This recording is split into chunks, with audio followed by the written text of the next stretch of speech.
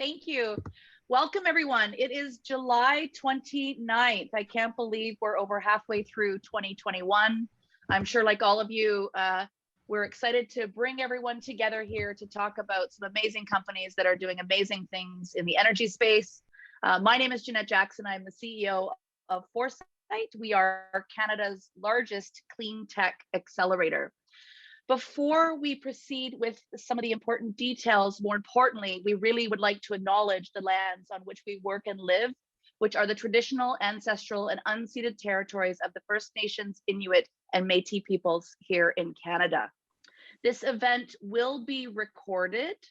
And of course, if everyone can keep themselves muted, and of course, if you have questions, comments, you'll be able to chime in through the chat functions. This event would not be possible today without our amazing partners at Eunike Ventures. I know Amy and Thomas are on the line this morning. They have developed some amazing and progressive programming that really facilitates the transactional conversations that need to happen between innovators and the energy sector. Jumping into sort of how our partnership came together, we are operating under a platform that we call energyNEXT. It truly is an innovation network that brings together key players in the energy ecosystem, including innovators, academia, industry, government, and of course, investors. And of course, our goal is to explore specific sector-specific issues and opportunities. By building a community of engaged stakeholders focused on clean tech solutions, energyNEXT offers members access to the world's experts, events, knowledge, industry challenges, and global opportunities. And of course, this is a collective effort between Eunike and Foresight. Next slide. So a little bit diving in, how Foresight works is we have sort of a pre-ideation stage, TRL, technology readiness level, 3 to 7 stage, and then we work with Eunike on a whole bunch of piloting activities, and then we have some growth program supports. Today, I just wanted to highlight, before we dive into the program, our launch program. It is the first of its kind in BC and Canada, where we offer not only CEO training, but opportunities for CTOs to be trained on the technology accelerator components of what we do. We are running an energyNEXT specific cohort coming into the fall. And if you know folks that are interested in getting some of that support through mentorship and online learning management tools, we really look forward to having you apply. I'm sure the link will be shared throughout the day. Applications will be due by August 20th. So without further ado, I'm going to pass it over to our amazing partner, Amy. I thank you so much for coming today. We look forward to a really vibrant and engaging series of presentations and conversations, and of course, supporting the energy ecosystem broadly. Thank you so much and have a great day, everyone. Thank you, Jeanette. Give me 1 second so I can pull up my slide deck I'm going to walk us through. As on an interim basis, my name is Amy Henry. I'm the CEO and co-founder of Eunike Ventures. And I'm glad that everyone was able to join us today. And I do want to recognize we do have people kind of joining us from overseas as well. So thank you so much for these kind of time zone differences that you've been able to join us. Let me go back to the beginning. So I'm going to talk about a little bit about, the team here, and kind of give an opening remark. So this program that we're running today and the companies that are presented are part of Eunike's Radar Program. So this is a 4-week program that was developed, right? It's really about honing in, working with these companies over a 4-week period to get them ready for their pitches to industry, right? Working on their value proposition, business use case, looking at the technology roadmap. Now, as I go to the next slide, I first want to recognize, because these are the important people. These are people that do all of the heavy lifting and kind of design this program. We have Thomas Henry, who's the COO of Eunike Ventures, Nick Tillman. He has many years of experience with Cunningham. He used to run Houston Technology Center Accelerator and was the director for that program in Houston for many years. We have Prabha. And then we also use a hub and spoke where we pull in experts from our industry. And joining us was Dave Lafferty. His background was with BP, and Martin Van Sickle. His background is with KBR. So just a quick welcome to everyone, all the industries and participants. For this first one, I'm glad we got kind of a good cross selection of industry to begin to start the dialogue here, as well as some people from the capital side and another kind of, I'll call the ecosystem participants from Canada as well. It's really important to have a cross engagement of the ecosystem, both from the startups to industry to those that incubate, accelerate, the capital providers, so that we all look at these things through a different lens and ensure the viability of these companies. So quickly, Eunike was founded at the beginning of January of 2019. So we founded this with Statoil on the basis of an open innovation model. So it was with the entrepreneurs in mind. How as we in energy industry ensure the viability of some of these technology companies by providing them paid field trials, accelerate the proof of concept for these companies, get them commercialized. Well, at the same time, how do we provide avenues for smart capital for these companies outside of the traditional VC participation? And I'm not going to go all of this, but as this was originally started, we really worked as an extension of our alliance members who first started off as Statoil, who's now Equinor, Hess, Anadarko, Technip FMC.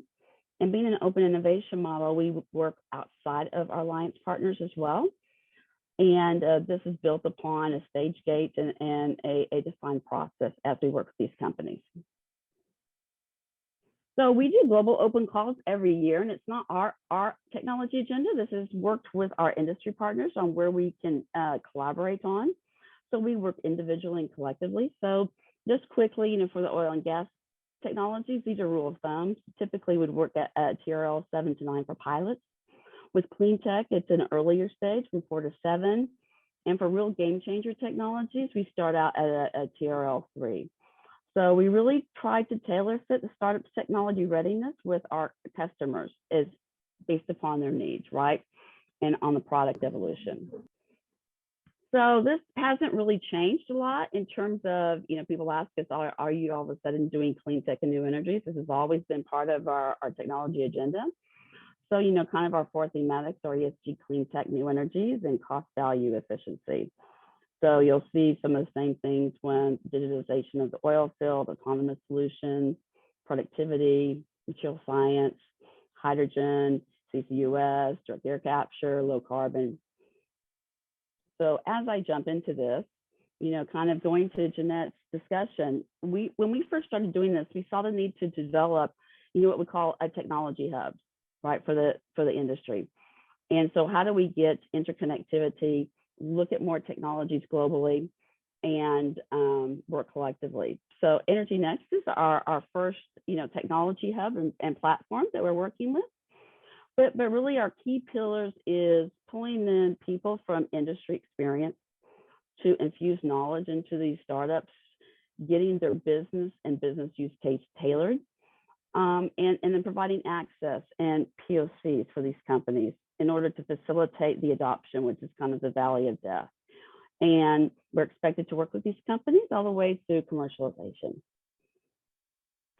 So just going back to kind of how energyNEXT, because people always ask, how does this work? We work with Foresight, and Jeanette kind of described some of their programs on launch and deliver and grow. And then some of those companies will feed into this radar program. And those companies that, meet the needs of our industry, then we work with them in our aviator program, where the point is designing and developing those pilots and executing those. But we have to work globally. So I just provided a sample of, we work with Business France, we work with our own Houston ecosystem and community, we work with RISE.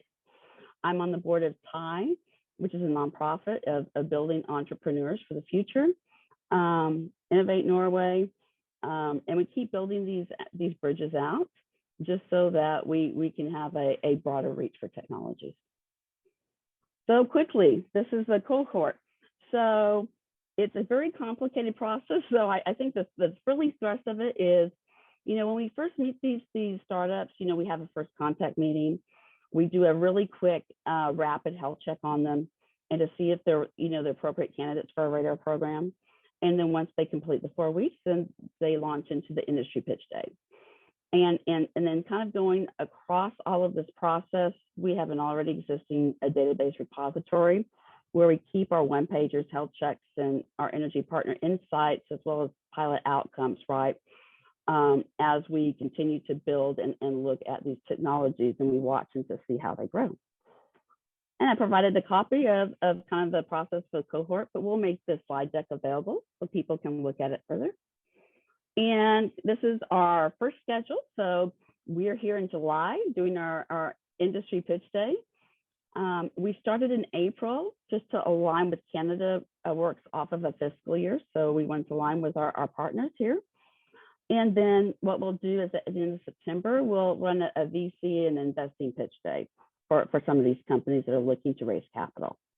And as Jeanette said, we're always taking applications at Eunike, and our next intake and screening is going to begin beginning of August. And now I'm going to pass it back to Jason. Thank you. Well, thank you. And great to have your attention here today. I think that's a terrific overview of our shared program. So once again, here we are, July 29th, and hosting this terrific event where we'll have the chance to see a number of the ventures that have been working with Eunike Ventures in Houston to advance to their commercial pilot stage. Today is really their opportunity to for these graduates to pitch for the pilot opportunity in front of some of the leading technology scouts and executives in North America's oil and gas sector. So very exciting. And of course, this is a template that will follow going forward with each of our cohorts as we run these energyNEXT cohorts going forward. And a nice chance to cooperate across borders in spite of the difficult time that we're in right now. So I'm Jason Switzer. I'm VP for Capital and Growth at Foresight, Canada's largest clean tech accelerator, and I'll be your MC today for the rest of the morning. And once again, we'll have a pretty hefty morning. So why don't we move to the next slide? Quick overview of our agenda. As you can see, we've really broken the pitches into 2 blocks, one around digital innovation and corrosion management, and secondly, around hydrogen and new energies. As part of that, we have a total of 9 ventures presenting, and I'll introduce them momentarily. But first, I want to take a couple moments to present our judges. So what I'll do is I'll ask you to just flip on your cameras as we go through, just so you can meet them. But of course, we have their pictures here. We're joined by Andrea Kors, Venture Principal at Shell Ventures, by Taha Hussein, Venture Partner with Delek Holdings, Aurora Dochi, who is Strategy, Markets, and Innovation Manager at Technip and is joining us from Europe. So thank you, Aurora, for making time in your late afternoon. Narayanan Radhakrishnan, who's the Senior Director with NOV Ventures, Tim Ong, Head of Innovation and Continuous Improvement at BHP Petroleum, Stephanie Morose, Investment Principal at Baker Hughes New Frontiers, and Khalid Sha'ari, Asset Manager at Hess. And Khalid, I apologize for doing a terrible job with your name there. Quick rules of engagement. As mentioned, again, we'll have 2 blocks of pitches, and the judges will not necessarily weigh in on each of the ventures. So some of the judges will be more focused on the digital innovation and corrosion management. Others will be more focused on hydrogen. Each company will have 15 minutes in total to present, starting with a pitch and then moving on to Q&A from the judges, and I'll be moderating that Q&A. And of course, if you have any questions for the presenters, please put those in the chat, and I'll do my best to bring those into the discussion. And of course, all questions and commentary will be passed on to the ventures.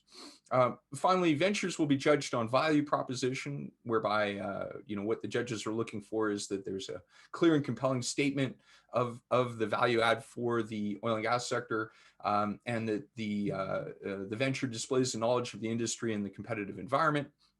Secondly, that the technology is clearly explained and includes a description of current status and planned future development.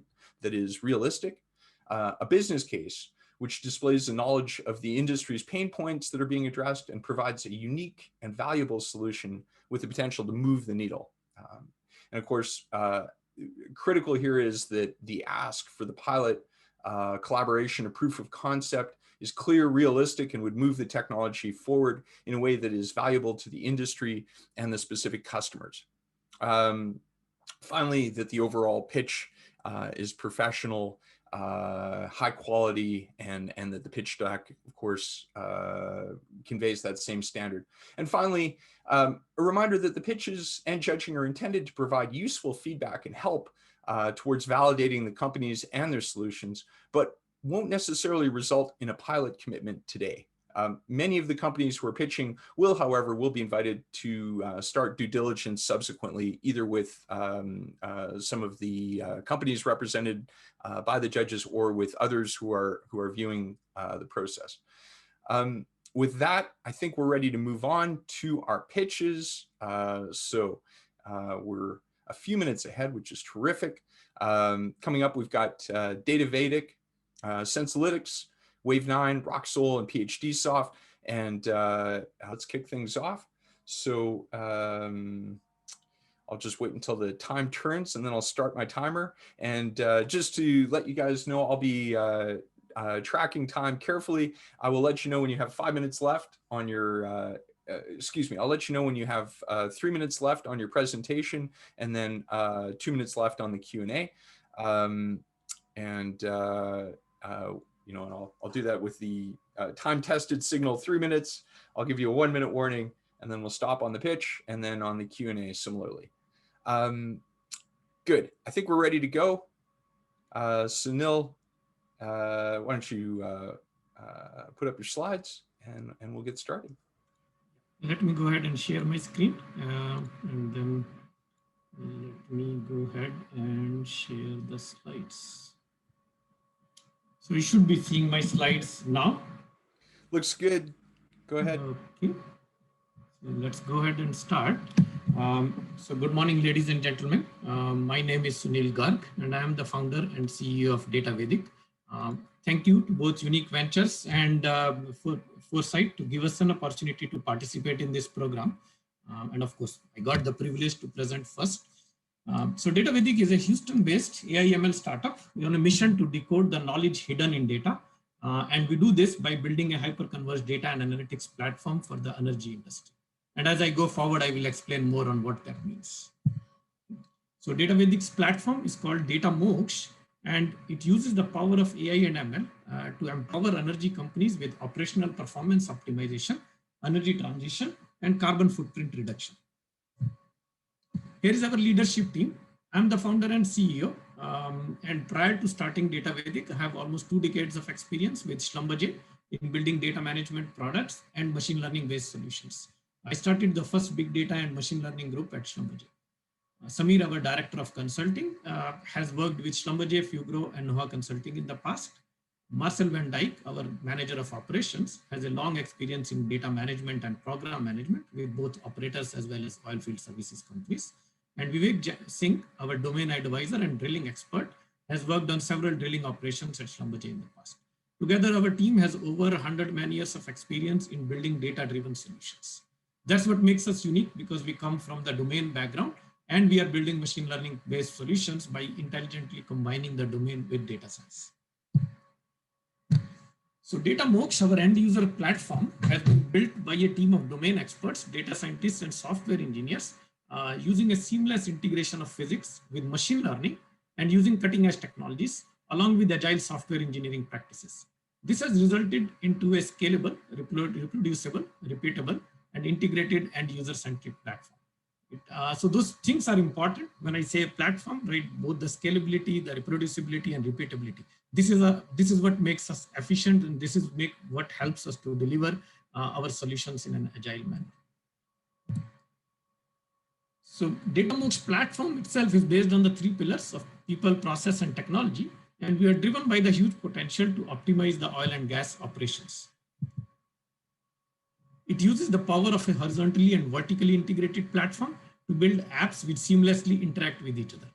Some of our end-to-end solutions are displayed here. The first one is Drill Vedic, which is an integrated drilling planning, execution, smart monitoring, and performance analytics solution. Similarly, Log Vedic, which is a formation top prediction and synthetic logs generation solution, and Prod Vedic, which is a frac optimization and production forecasting solution.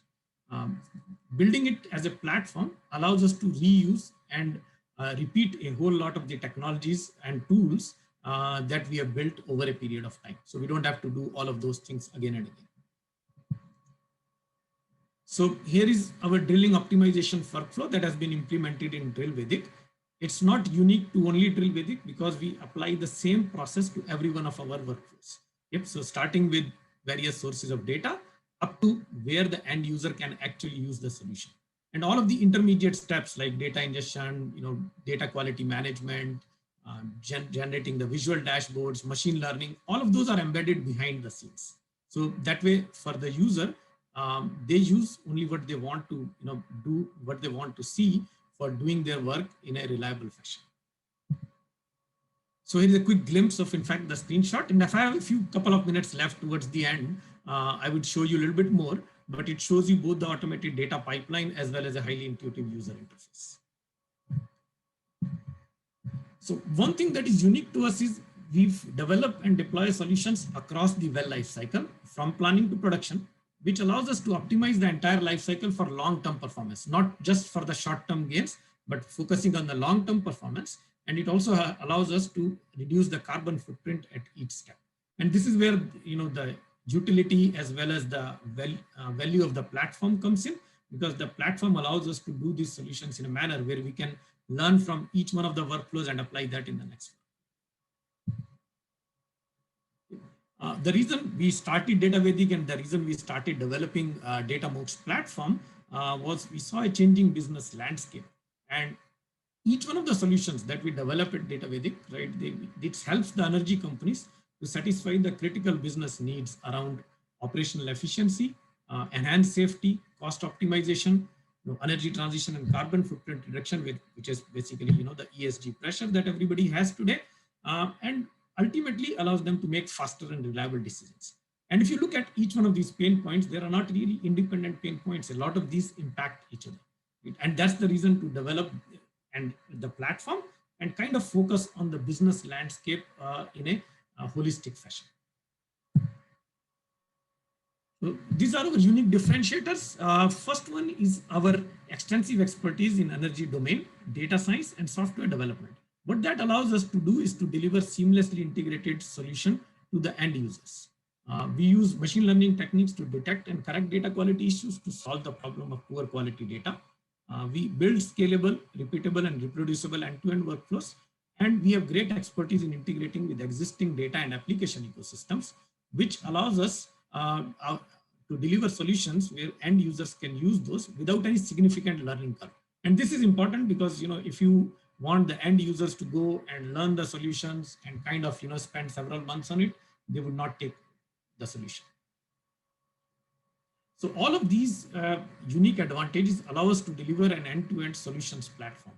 And again, that is important because we don't want to be another machine learning company. We do not want to be another data wrangling company. There are sufficient out there, right? We also don't want to be only a machine learning platform. We are a platform which delivers end user solutions. Our typical customers include oil and gas operators, OFS companies, some oil field tech startups, as well as some private equity players. There are a couple of testimonials from our customers. The first one is from Schlumberger Agora, which is an IoT and edge computing company. We collaborated with Agora to develop a predictive analytics workflow. Second one is from a Revo Testing Technologies. This is a real-time well testing company. And when we, in fact, collaborated with them, they were really a startup at that time. And we built a platform using our platform where they can capture the production testing data in real time. They can monitor the performance of the wells. They can do all sorts of calculations, visualizations, and ultimately their data is ready for developing advanced machine learning solutions. Here is our client engagement process. The way we do it is we do it in a very collaborative fashion, which starts with identifying and defining the business problem and the pain points. We then do a data and infrastructure assessment to determine readiness for the pilot. And along with that, we also define the success criteria to make sure that stakeholders have a way to measure the outcome of the pilot. This is then followed by the actual pilot execution phase, which can take anywhere from 6 to 8 weeks, sometimes more, sometimes less, depending on the goals of the pilot.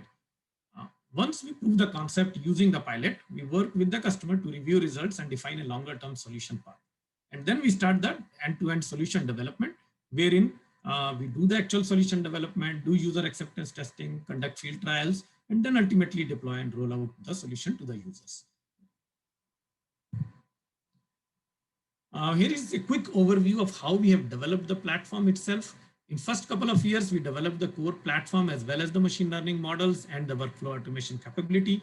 In last year, we in fact did the first version release of our platform along with some early adopter customer pilots. And we also invested heavily in the carbon footprint reduction research.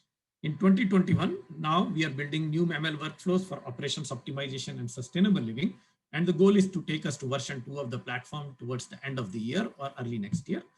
We are also forging multiple customer partnerships, and we are expanding our development and deployment teams in multiple geographies in order to support the global footprint that we are aiming at. Our current customers, in fact, are in North America and Europe.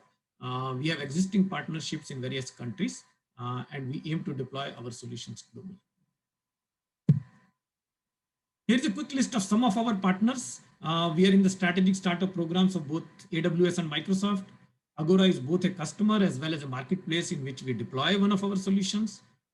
We are a member of Station Houston, which is part of Capital Factory, one of the largest accelerators in Texas. We also participate heavily in industry bodies like OSDU, AAPG, and SPE.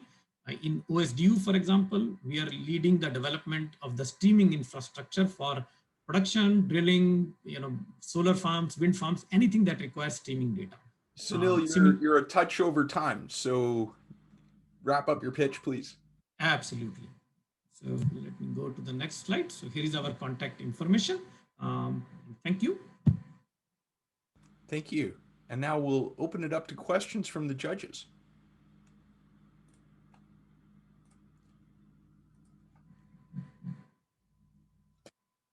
You to indicate that you want to ask a question. I can go first, Jason, if that's okay.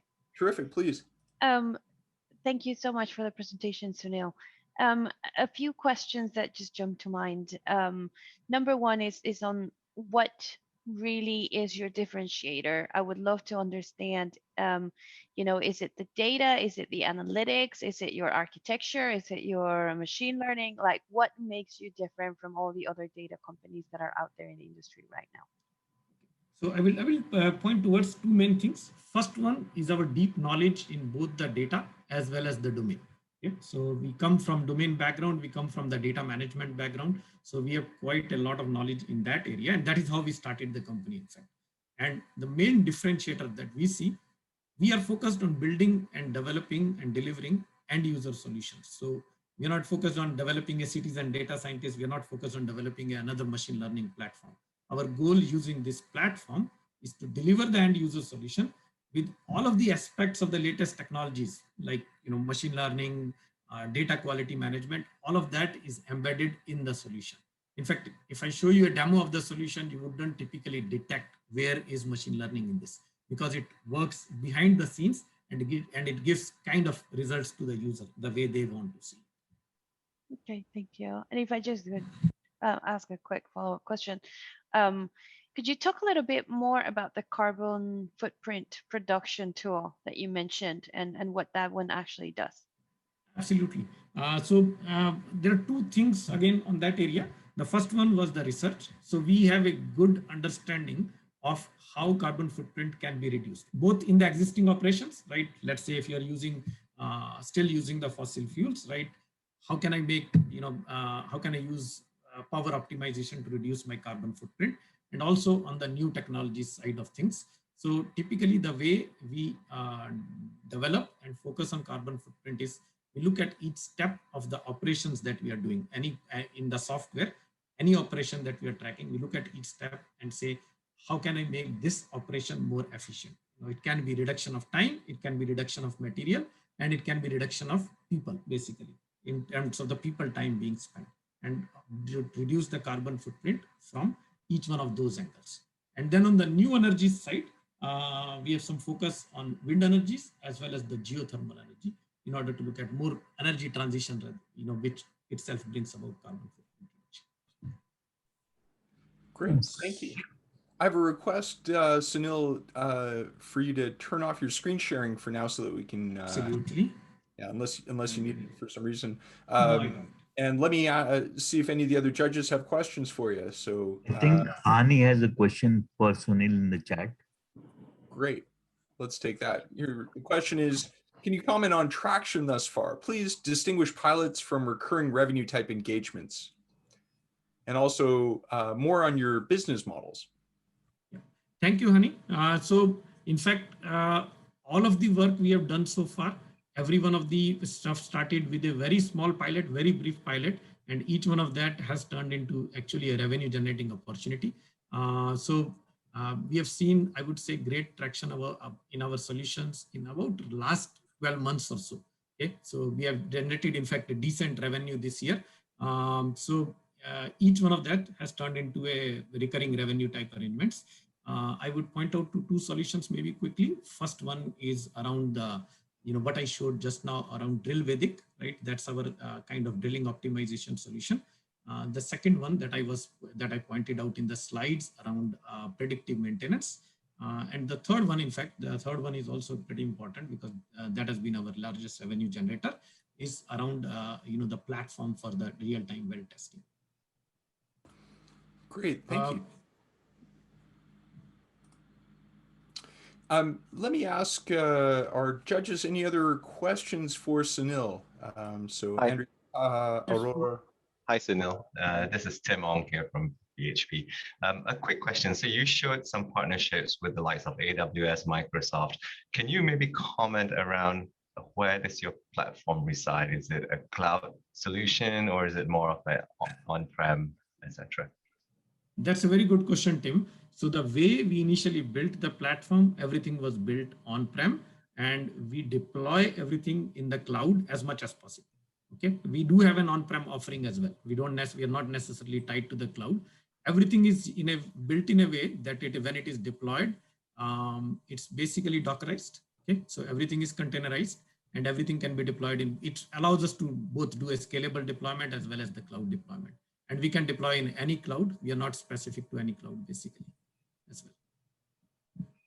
Great, and I'm afraid that's all we have time for in terms of questions, Sunil, but I would encourage you, if other questions are posted, to post responses in the chat, and of course we'll send the questions on to you after. I understand now that Ravi, you're ready to go, so let me ask that you turn your camera on and we kick off your presentation, and I'll clock you starting at 9:35. I think you stopped my camera.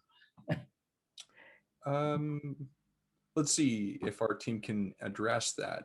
Lee, can you see if there's any reason that Ravi's not able to turn on? Oh, there we go. Yes, I did. Now I did. Thank you very much. I will share my screen. Thank you, Sunil. Can you see my screen? Yes, we can see a 15. So let me start the timer so that way we have a way to go with the timing. Welcome to Sensorytics presentation. My name is Ravi Chakraborty. I'm a PhD in electrical engineering with over 30 years of experience in the industry. About 60% of my career has been in building startups. And this one is something we started about 4.5 years ago. We are unleashing the value of a new AI paradigm called intuition technology that can integrate experts' qualitative knowledge with the abilities of scientific ML. That's our vision. The value that we bring in is the ability to forward high-stakes state changes in non-mechanical work. That means chemical, biological, geological type of systems where these state changes are difficult to detect otherwise.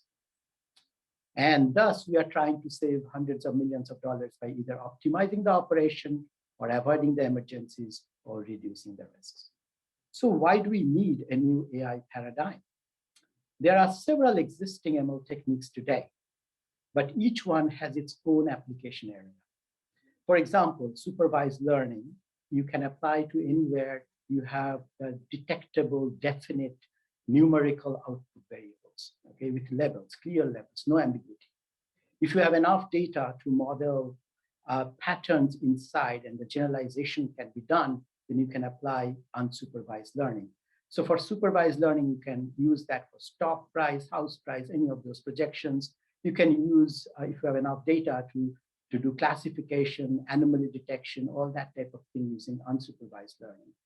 We use semi-supervised when you have a small set of training data set available, and then we can train the system and then make it run on the unknown world, like handwriting recognition. So we have a pattern that it can recognize and then follow it. Then we have reinforcement learning where actually you have an output that you want to get to with a motivation. So it's almost like the way we build, bring up our kids, teach them repeatedly what is the right thing to do, what is the wrong thing to do.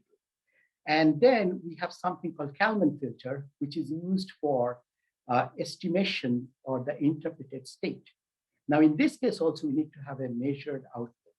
Now, some use cases actually fall through the crack, even with all these different buckets of learning techniques. Suppose you want to identify when is a seed going to germinate when you sow it in the soil. That type of examples are difficult to model using any of the techniques that are known. Why? Because when you sow the seed, immediately there is no reaction. So there is a difference between the time difference between the action and the reaction. And in addition to that, you don't have any output. The germination hasn't happened. So you don't know when to expect it. It depends on the situation. It depends on the surrounding changes. And actually, the seed is waiting for a situational congeniality to deliver the output. Many systems in the natural world is like that. The type of work that we easily can do using ML is a lot of places where we have an immediate time distance correlation. That means I press a brake, the car stops. There's a correlation. I press a brake, the car doesn't stop for 300 meters. There is no correlation. And the entire data science is built on that type of logic where a correlation can be immediate. Now, there is a lot of use cases in fluid dynamics or in the oil and gas industry or even new energy or biotech, agtech, where there is a time distance between the cause and effect, like asphaltene population.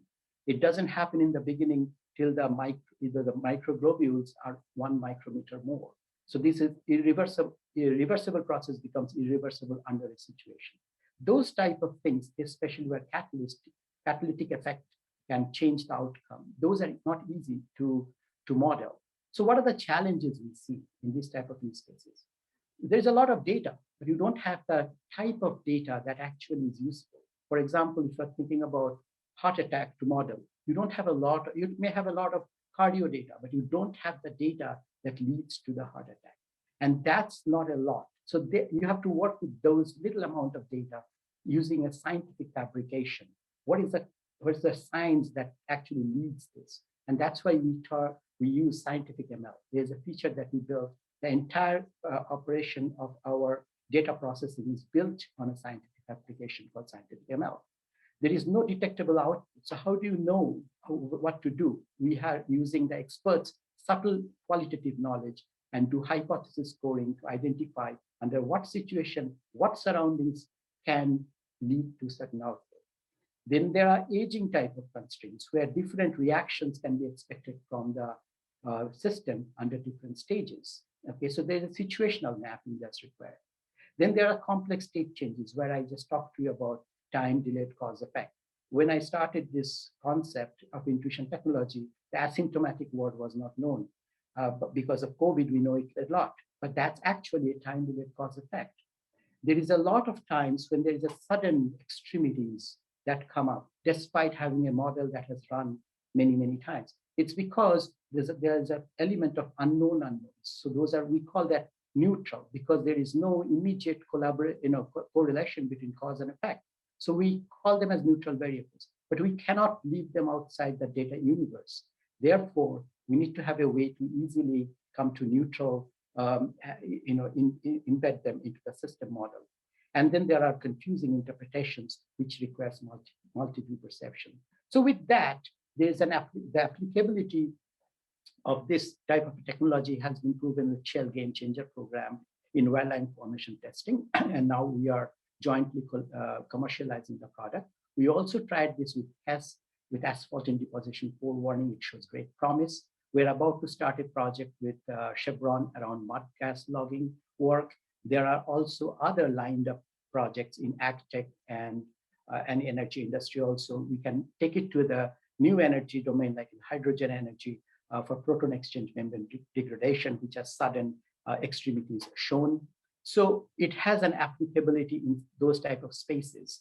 The uniqueness comes from our patents. There are 8 patents filed, 5 issued. We always capsulate the data as a situational boundary with surroundings, and there are core data and multiple views of the outputs are seen. So there is an example of the seed germination written here to kind of draw a parallel. Ring, neutral, and core is important. The Shell Game Changer actually awarded the project to us, which the motivation that it can save hundreds of $1 million in risk mitigation and about tens of millions in rig time. And that has been successful and being commercialized now. We are looking at a mud gas forewarning application where basically the estimation is very heavily dependent on the knowledge and empirical formula. So they are trying to make it more non-expert biased and more scientific. So there is the motivation they have. We started receiving some endorsements recently. Lux Research has given us Lux positive take, which is very difficult to get. Gartner also thinks we have a massive go-to-market opportunity. We have been named in OTC and other places as most promising technology. Science 6 and Suite is nothing but a collection of forewarning applications, and this is how we can keep on building multiple applications on the same framework. 1 minute, Ravi. Okay, the market potential is in, if we add all the different market segments, then possibly $1 billion, but definitely there is no horizon to the application sets that we can take it to. Our typical pilot proposal goes through a proof of value between 3 and 6 months, and then a field trial, and then of course to IRM type of process, risk management process through commercialization.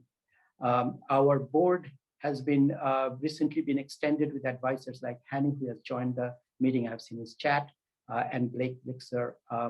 And now we are looking forward. We have 5 minutes left here. Looking forward to more questions and possible collaboration from this group. Thank you very much. Thank you. And let me open the questions to the judges. I'd ask if you're up for it, folks, that if you're going to ask a question, please turn on your camera. It'll help me in the moderation, and also for our COs to respond to you. And of course, people can post questions in the chat. So with that, any questions from our judges? Hi, Ravi. I have a question for you. So how many applications did you test your technology and that backs up your 90% accuracy? Well, we have the well information that has been approved, and we also tried the HIS data with asphalt in deposition. It shows great promise. So there are 2 applications. We are now working with the mud gas log. We have received some small amount of data. We are planning to try that, but yeah, about 2 or 3 applications, use cases. But it is transferable. One thing I must tell you, Stephanie, that not all use cases require all the features that we have built. That's in our arsenal. We need to know the use case and then apply what is required for that. But it is relatively easy to do. 3 to 4 months of a pilot can take you there. Perfect. And 2 more. So what differentiates you from your competitors within the space? This is a space that we are paving. Standard ML, even if you join multiple techniques of MLs, will only give you answers that the domain experts will come back and say, "Hey, I've been working for 30 years. I already knew it. What value are you adding?" So the point is, this is a new element of ML that we are trying to build. That's why it is very tough to do. Finding a use case is not easy, but there are tons of use cases. But people like to have see, sidewise to see what others are doing, not really lead the effort. So I have to find those people who can lead the effort working with type of problems to solve. We get used to problems that are existing. Gotcha. And the last one is, so what sort of investment type are you looking for? Are you seeking, a joint development agreement, straight up investment? Yes, of course. We are actually raising a round right now, and Chevron has shown interest in investing. If you are interested to co-invest, I'd love to talk to you. We are raising small amount of money at this stage. It's self-funded until now. So I have built earlier companies, so we have some experience of that. Gotcha. Terrific. Thank you. Thank you, Stephanie. And let me ask Narayanan if you have a question to ask, and then I think Tim has a question as well. Sure. Hey, Ravi, thanks for the presentation. My question was, how easy is it to take the application from one company to another, for example, the Shell wireline? Can you just take that to another company now that it's ready to go, or do you still have to go through this 3 to 6 month process? No, it is ready to go. So it's ready to go. Maybe a month, maybe, some experts' comments can be added, because we do experts hypothesis iteration. So if you have certain types of conditions that your experts have already figured it out, then we can take that into account. Yes, ma'am. But I mean, the next company needs to have the historical data that you need, exactly, right? Well, if you want to have a historical data set, that's good. We are currently working with Shell on the OSDU compliance of the well information data sets to be transferred directly from the well. That has been a problem. We have been simulating all the real time from file data as streaming data, but that's just because OSDU takes time to get these things done. So. Okay, and so have you had any traction from other customers? Yes, we have been talking to Halliburton. Yeah, we have been talking to Halliburton and folks like this. Yes.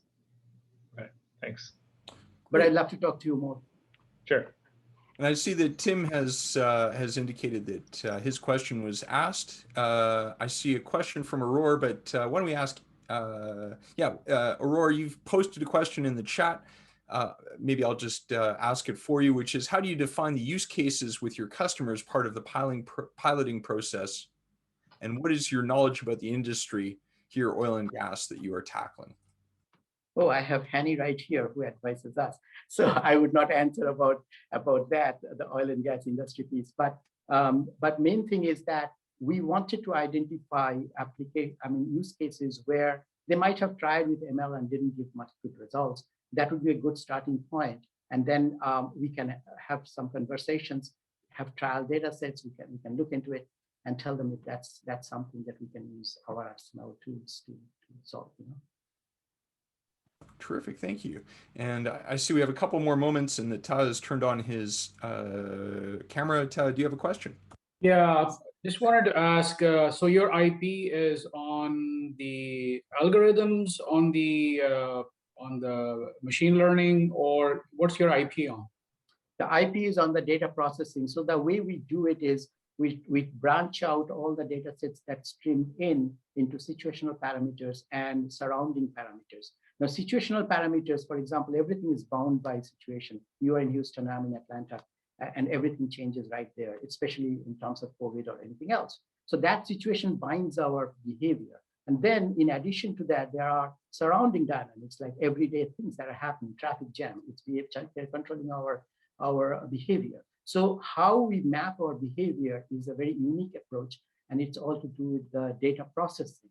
And all our IPs are in data processing. So if you're thinking of a company's data, how valuable to us that is, it's really not. As long as we understand the scientific fabrication that binds that behavior, we are good. We only absorb that part. The data belongs to the client. And I'm afraid that's all we have time for.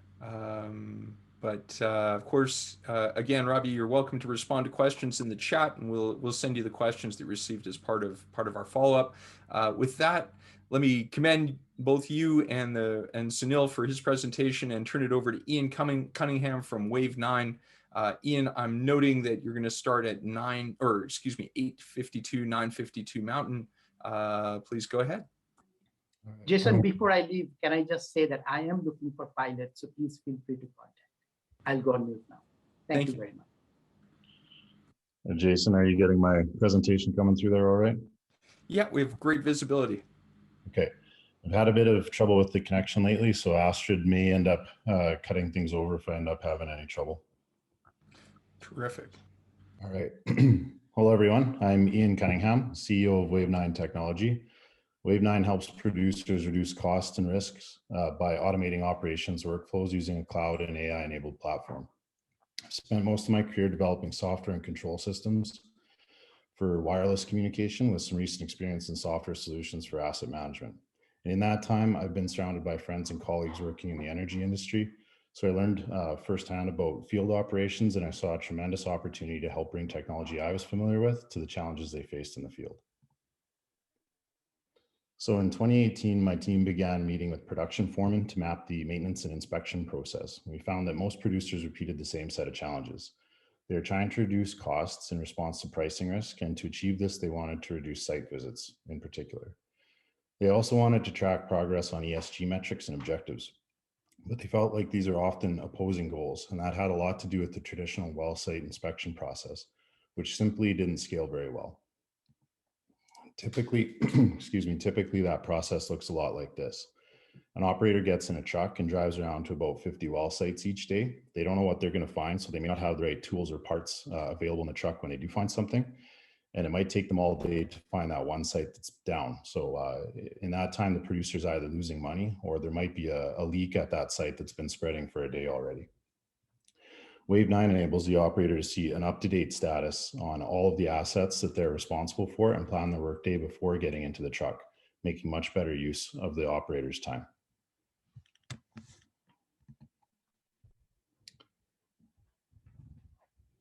Sorry, 1 second.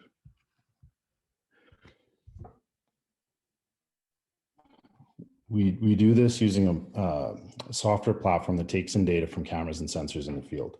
It can be existing sensors or it can be a cost-effective hardware platform that we've developed as well. Either way, the data is analyzed, filtered, and displayed in a dashboard, which is customized to each individual operator's run. This way, they get information that's personally relevant by checking their app for just a few seconds. If deeper info is needed, the summary tabs can be tapped to display a photo of the site along with representations of the sensor data. The result is a system which can be implemented across a variety of equipment and reduces the response times to operational and environmental incidents by up to 90%. This vastly improves the productivity of the inspection workflow, and it reduces exposure hours by up to 85% for remote or lone workers in hazardous areas. We talked with operators, area foremen, and engineers to understand how each role processes and uses the information from the field, and then developed our system to present information in a way that best suits the needs for that particular role. For the operations staff, we prioritize work actions so that people's time is spent on complex actions that require human involvement rather than being wasted on time spent driving from site to site. I'm showing a typical situation here where there's a notification sent out and received by the operator. They open the app, quickly check to see what's going on, and then operators respond by heading out to fix the site.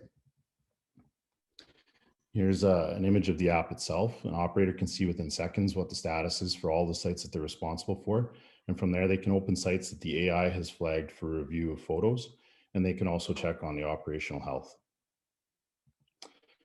For area foremen and back office folks, we have a view that helps with field-wide visibility using a geomatics overlay. And for production engineers, we share data through standard queries and cloud messaging. Historical data can be analyzed and visualized using existing tools. The screen shows a deep dive on power measurements, and we're assessing pump jack balance here as well as costs and generating a surface card view for production diagnostics.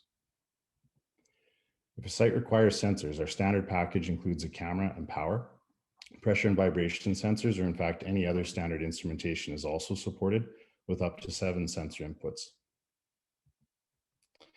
And if a site uses test loops for checking power typically today, then our hardware can be installed very quickly by the operators themselves.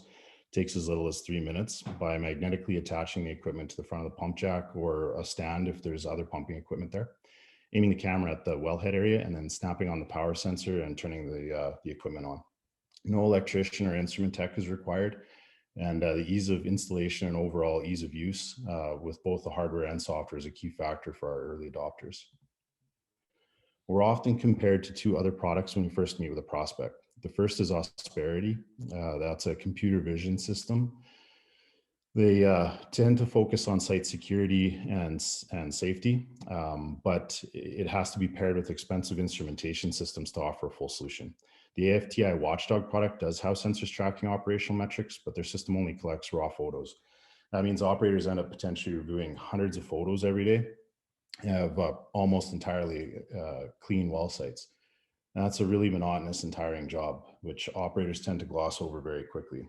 Wave9's artificial intelligence for photo review, as well as the simplicity of our app, mean that our system offers a significant advantage that better reflects the needs of the field operator and fits very well with their existing workflows. One challenge we often hear is that systems are often siloed and require field staff to log in through many interfaces, collect raw data, analyze it themselves, and then decide on a course of action. Or even worse, we had an example where one operator described a situation where he went to a well site, shut it down, fixed it, brought it back up, and then started driving 30 minutes further down the road. Now, based on the fact that they were using a competing solution that didn't really tie this process together very well, someone called him and sent him back to that site after seeing an alarm. This makes no sense to us. By contrast, Wave9 systems designed to keep the asset under the operator's responsibility while providing them with the right info at the right time so they can continue at the same role and the same responsibilities. They just have a new tool now to streamline those efforts. Here's an example of what the AI can detect in a leak. This is a real world example where an operator was at the site prior to the clean photo at the top. In between, a packing leak started to form. The second photo was taken less than a couple of hours later, and we indicated using our platform that they should head back out to the site. The operator went back out and fixed this site within a couple of hours. Without the system there, it would have been about 24 hours or more before they had a chance to go and resolve this, which meant that you could have had a complete failure of the packing seal at that point.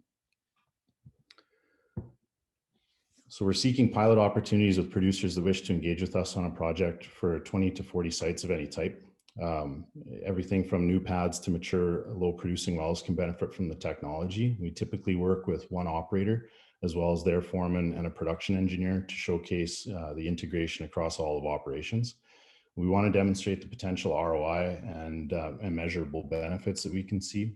Our lead customer, for instance, is achieving above a 350% ROI annually at the moment.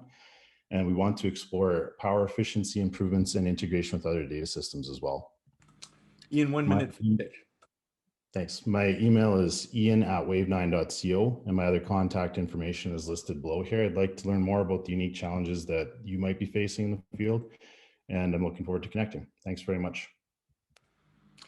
Perfect. Well, let's open it to Q&A then. And again, let me ask our judges to just turn on, and I see Andrea's already turned on her camera. So why don't we give you the first round of questions, Andrea? Sure, thank you, Ian. On the actual platform, I wanted to know how long does it take to actually get an asset loaded? So how easy is it to, once you get a new customer, how easy is it to get them loaded onto the platform? We've been tending to plan for about 10 to 15 sites installed per day. We have somebody going out, driving around in the field, installing those sites, and at the same time, somebody is onboarding all of the data that goes along with that, things like the unique site ID and other alarm set points and everything. So in the last deployment, we did about 120 units. I think it took us a total of about 2 weeks to get that project done. And is that, I guess, on average, what it would take? So each customer would take you around 2 weeks to get them on board? That's for a 100-unit site, where those sites are pretty spread out. So, you know, a couple of miles between well sites, something like that. If it's pad sites or a much more dense field, then I'd anticipate that number would go down. But typically we end up dealing with a more spread out field. Thank you. And over to Aurore. Hi, and thank you for your presentation. Just one question regarding your solution. Do you see any other use case that you could tackle with your technology? I mean, have you ever anticipated that or? Yeah, Why picking the, Yeah, the fracking and the wells, basically? I mean, is that yeah, so there's a number of other use cases. We started with the inspection process and we unpacked it very deeply, but along the way within the oil and gas industry, we've heard ideas around managing compressors or having alarms on compressors that are not working, well site injection of salt water or CO2, and the attendant types of monitoring that you have to have for that. Outside of oil and gas, we've had discussions with geothermal companies, lithium extraction companies, basically any industrial process where there's a need for some kind of remote monitoring of assets and equipment is definitely fair game. The hardware that we've developed is pretty flexible as well. As I mentioned, there's up to 7 inputs, and those inputs are completely standardized. It's any 4 to 20 milliamp instrumentation. So, yeah. Okay. Thank you. Thank you. And over to Khalid. Yeah. Hi, Ian. Khalid Troy from Hess here. Have you looked at other opportunities using the camera outside of just leak detection? You know, just visual alarms like that. Say if you're looking at a pumping unit polish rod temperature or something of that nature. Are you looking at other computer vision opportunities there? Yeah, we are. We've had requests in the past to do the site security type of application. That one's pretty easy because you can use some off-the-shelf models to detect trucks or people at site in photos if needed. We've also looked at using thermal imaging rather than optical imaging. The thermal imaging research, I'll call it, because it's very early stage, will be targeting things like methane detection, large releases of methane, maybe identified with thermal, and then other thermal processes, I guess you could apply the technology to as well. So for instance, temperature at the pipes at the wellhead would be an indicator of flow, and you may not need a flow sensor in the case if you have a thermal camera hooked up. So there's other sort of thermal processes that would be relevant there too. Great. Taha, please.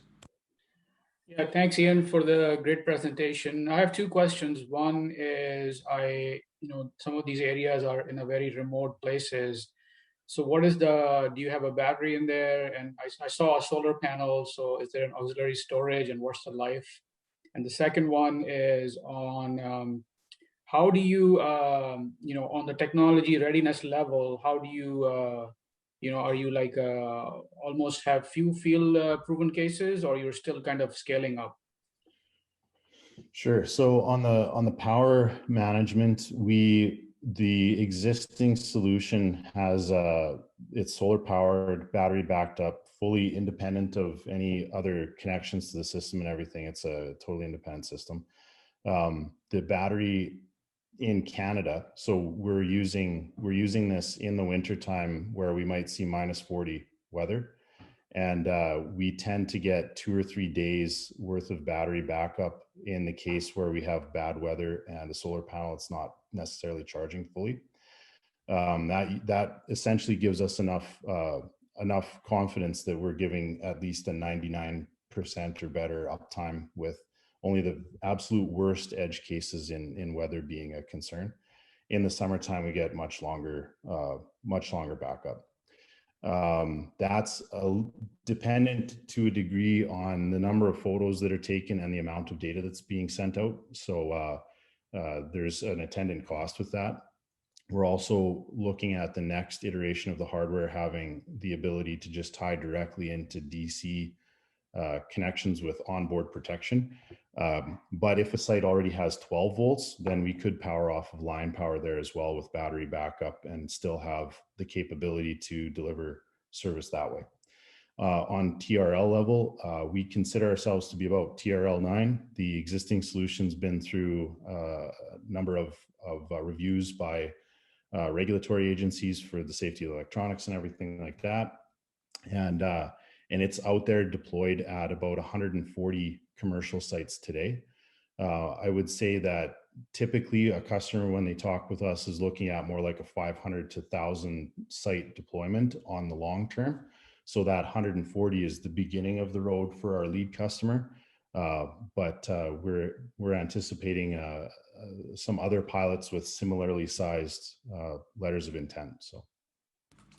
Terrific. I think that's all we have time for, but I do note there's another question in the chat. So I'd encourage you, Ian, to respond to that in the chat. And with that, I'll ask that Mika turn on their camera. And great. Thank you, Mika. And congratulations to Ian for a great presentation. Mika from Roxol, over to you. And I'll note that we're starting you at 9:08 Pacific, 10:08 Mountain. Yeah, let me see if I can get to share my screen too. Yeah. Oh, where did it go? There we go. There we go. So thank you, everyone. I'm Mika Tienhara, CEO of Roxol. And with Roxol, we're doing smart process visualization, and that is to achieve top operational performance. Our mission is to make industry safer and better.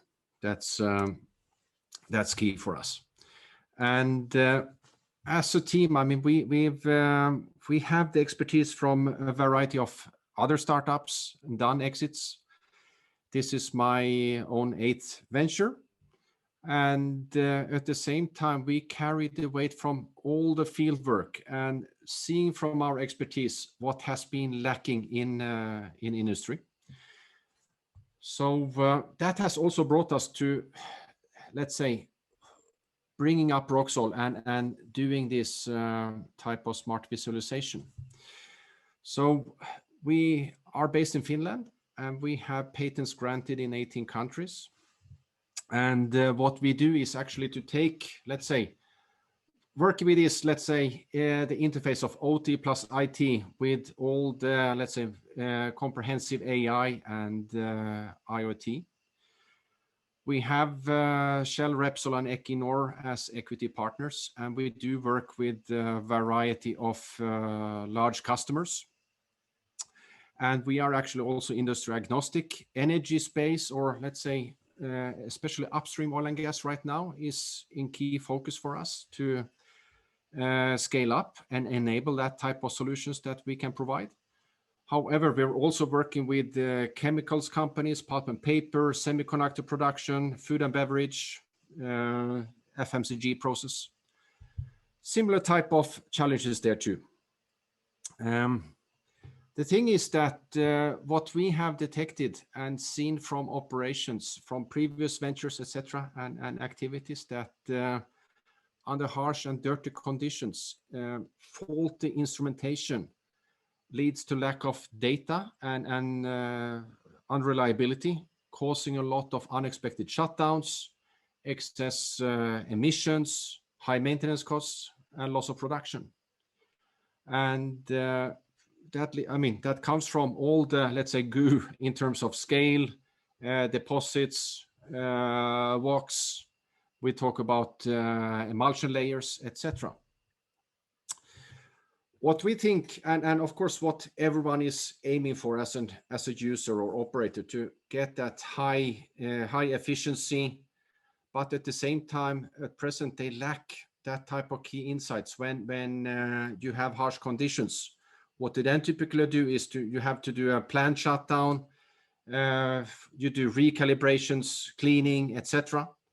And or you have to operate and you have a high likelihood for failures.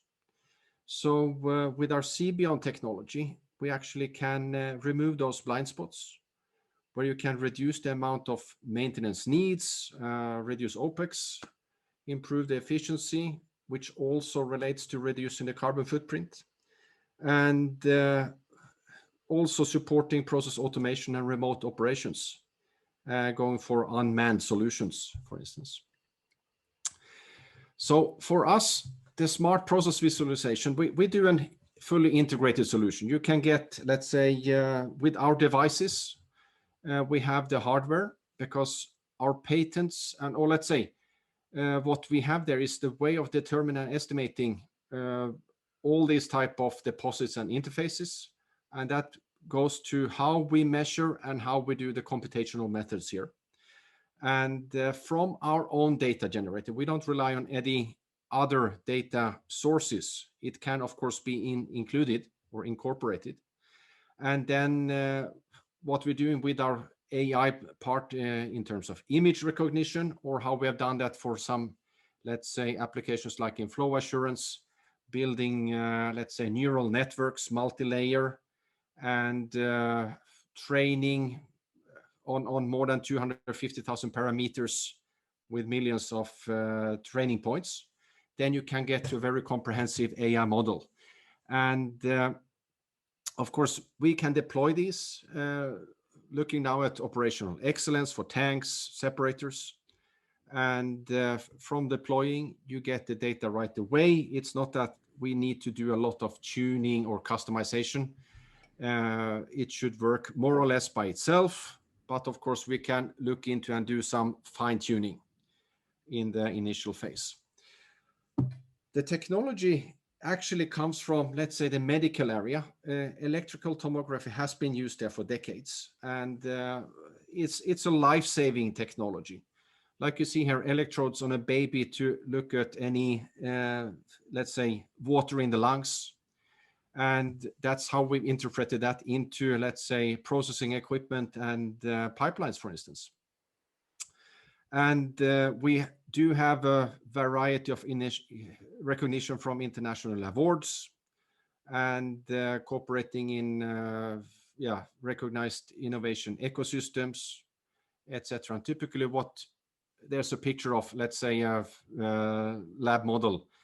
Of course, you can't see through sand or type of oils, etc. And what we do then, this is easy for us to recognize. And if we talk about really tough stuff like bitumen, like Canadian operations say that it's the first time ever they have this type of data, level interfaces, etc., and details on emulsion layers in real time.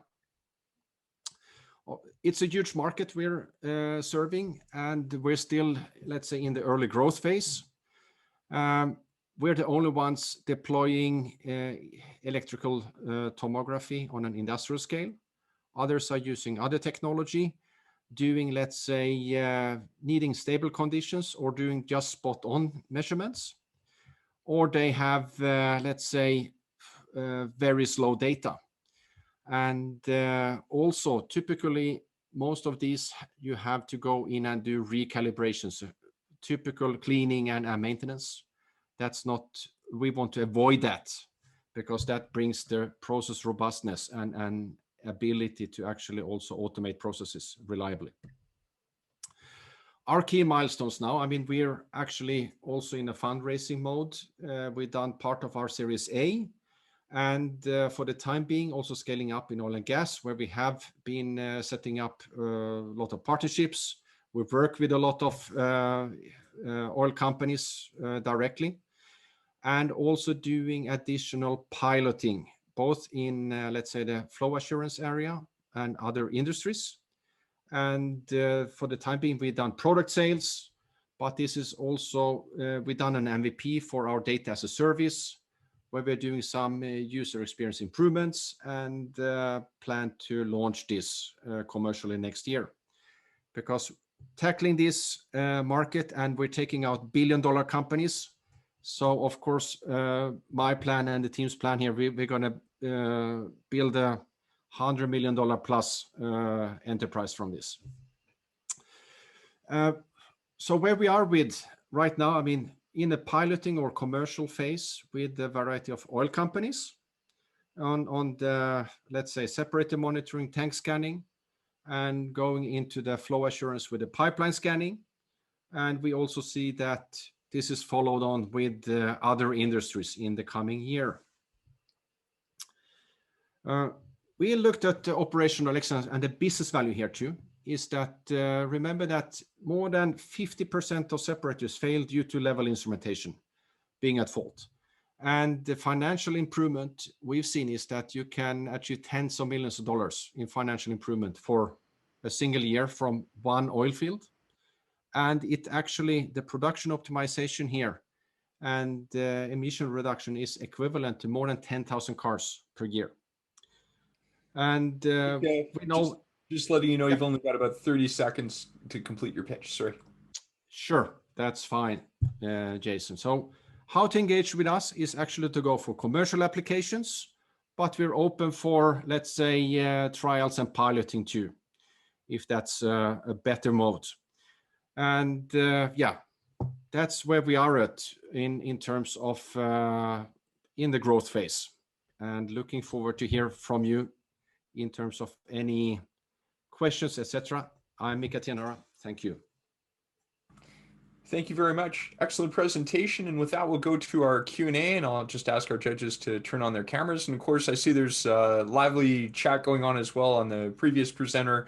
But please feel free to post questions in the chat if you're attending. And Aurora, you hit the buzzer first, so allons-y. Thank you, Mika, for the presentation. So one question regarding the economics of your solution. So you mentioned that you are using a different technology from your competitors. In terms of economics, how do you position yourself?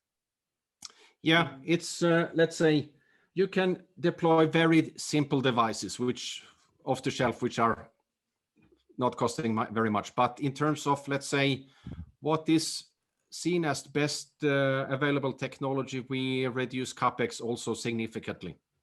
At least we have, let's say, use cases done with shell and cutting CapEx in terms of the installation and equipment side with more than 50%. Mm-hmm.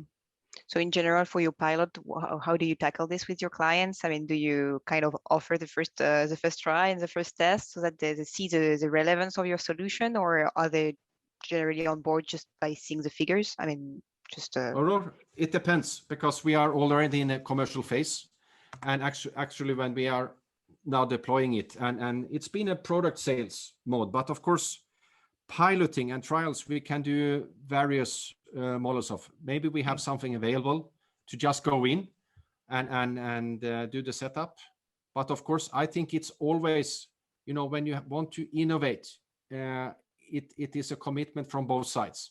So typically exactly. I want to see something on the table from the customer too.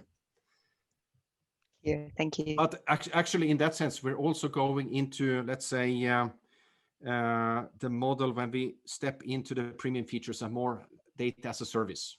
That will change okay. our operating model there. Great, and I'll turn the stage over to Stephanie.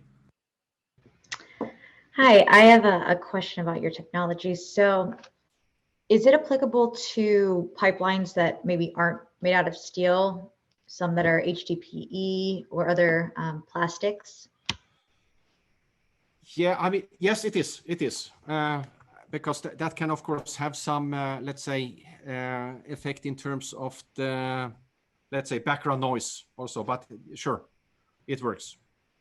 And gotcha. We can, with pipelines, we can do fixed installations, but also, let's say, more like the sweeping, the smart pigging in terms of scanning pipelines.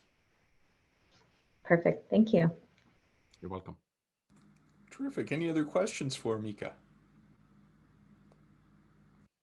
Go ahead, Narayan. Sure.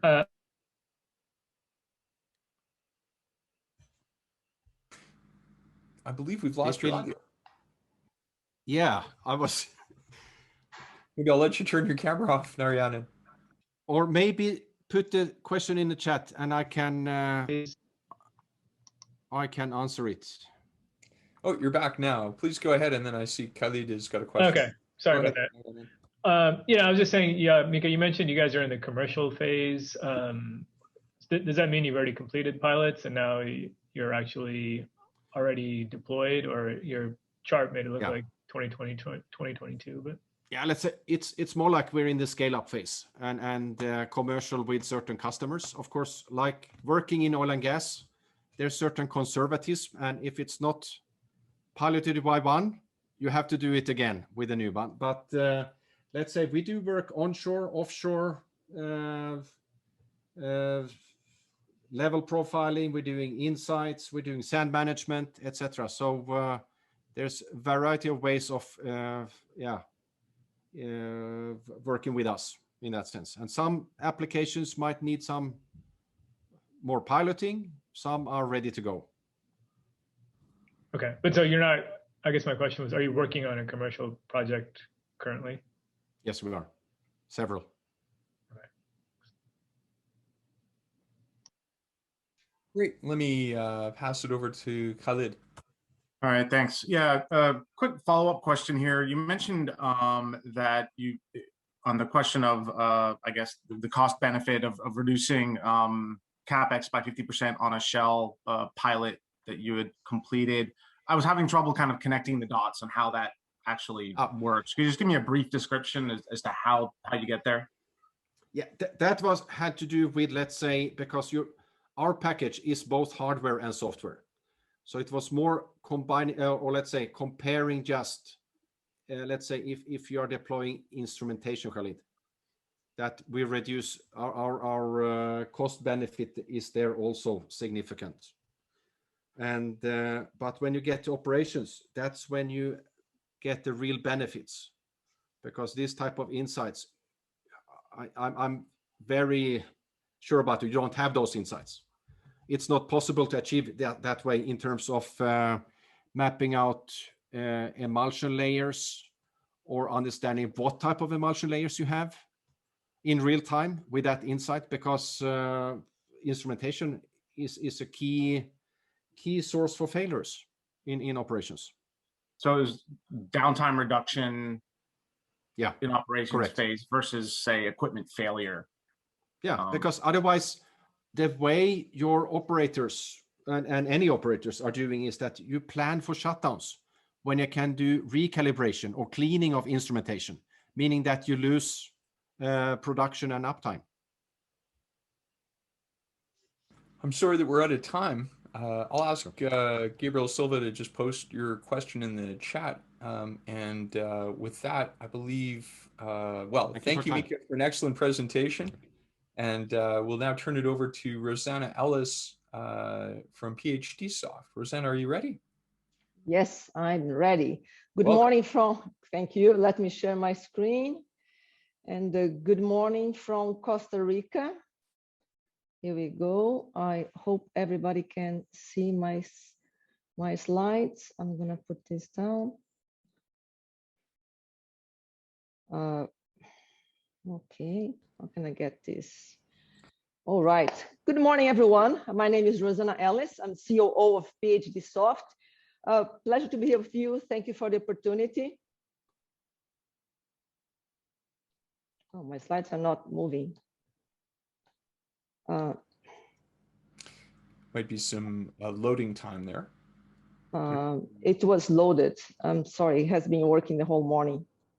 Let me stop sharing and try again. I'm so sorry about that. Let's see what's going on here. Share slides. Here we go. Here we go.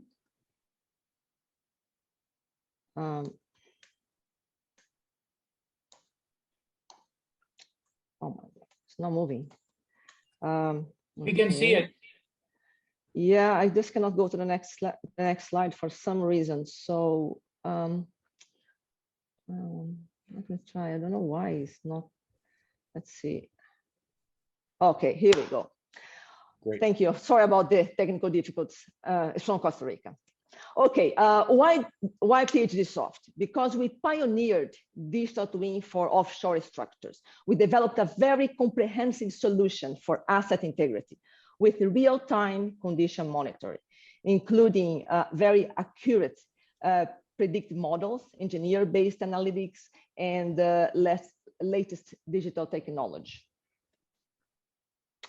So we're all very familiar with the problems of asset integrity in the oil and gas, structure failure, unplanned downtime, very high maintenance costs.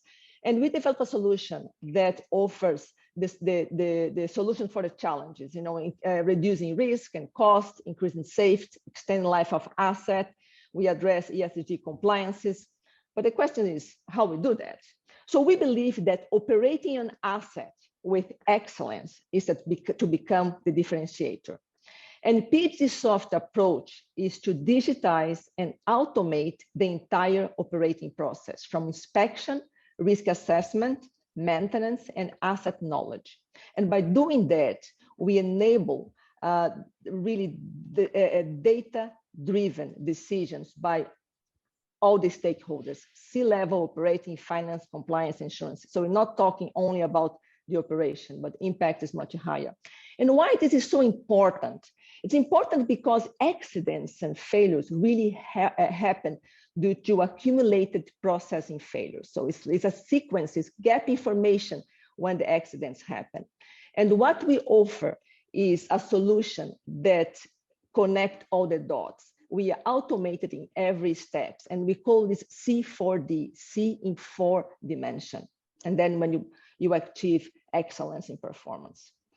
So we've been creating digital twin for over 25 years. In fact, our founder believed that in order to address asset integrity, you should use technology and you should use visualization.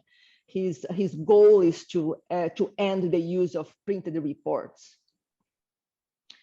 So we have created over 100 assets. And I talk about assets, I'm talking about very complex assets. And it starts with building a digital twin that includes engineering and material specifications, that gives you the ability to calculate the tensions, the fatigue, and able to visualize the entire asset, a compartment, a plate, or even a bracket. And we also add the historical data, so we know the actual condition to the asset. So not talking about a 3D model, but a truly virtual replica of the assets. So with such a powerful tool, we can start our work. So now we know the condition of the asset. So what we do, we're going to generate an inspection plan, an automated inspection plan that is standardized. And this inspection plan can be is going to be exported to a mobile device. So now the inspector goes to the premises with his inspection plan. He can perform the inspection, add the results, and be exported to the digital twin. We also use machine learning when you can, just take a picture and analyze what's the condition of the asset from there. And you can see that you can easily manipulate very large assets in a small phone or tablet. So some of our clients are already using not only a manual inspection, but also sensors and robots and drones. And then we can, import the pictures from drones, analyze these pictures, position the digital twin.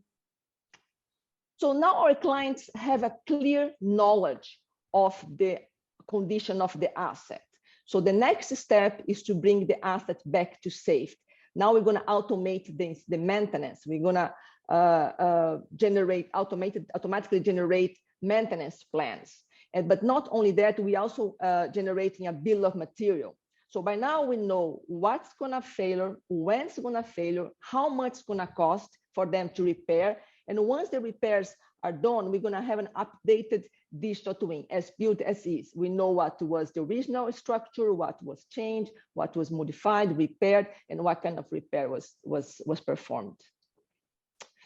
So we talked about inspection, we talked about maintenance. Let's talk about risk assessments right now.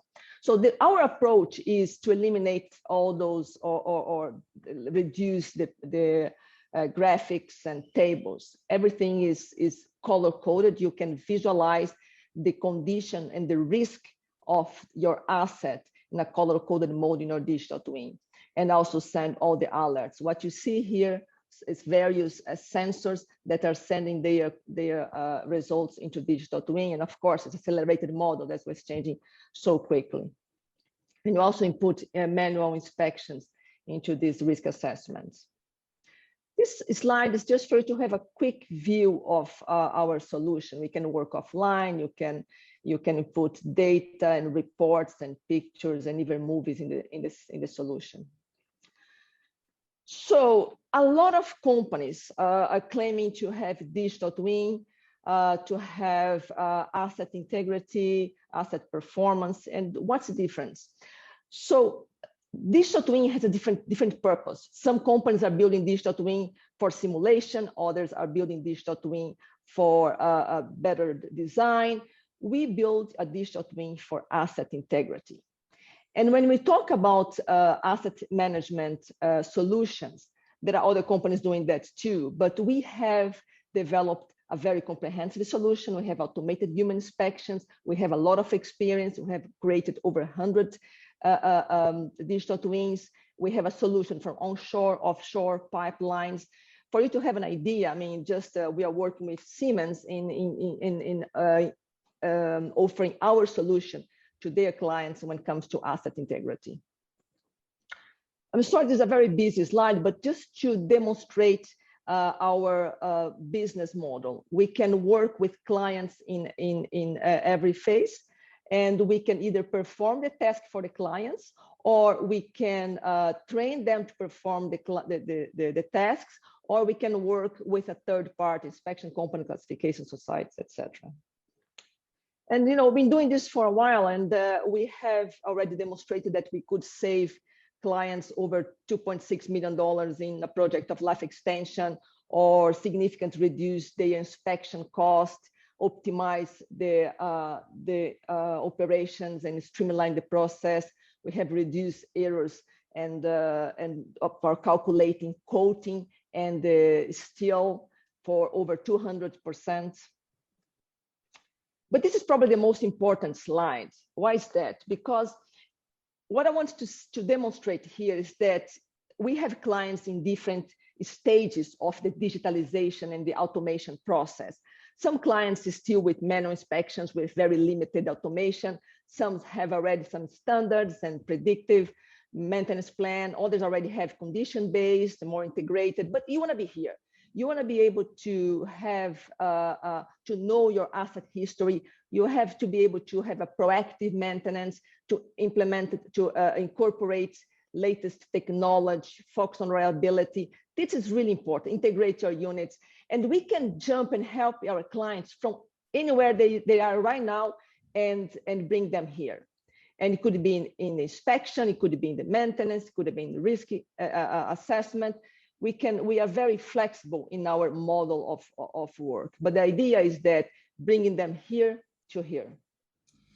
Rosanna, I need you to unfortunately wrap up your presentation so that we can have time. I'm sorry, I couldn't see. Okay, yeah, sorry. Well, the benefits is all obvious. Everybody knows, what comes.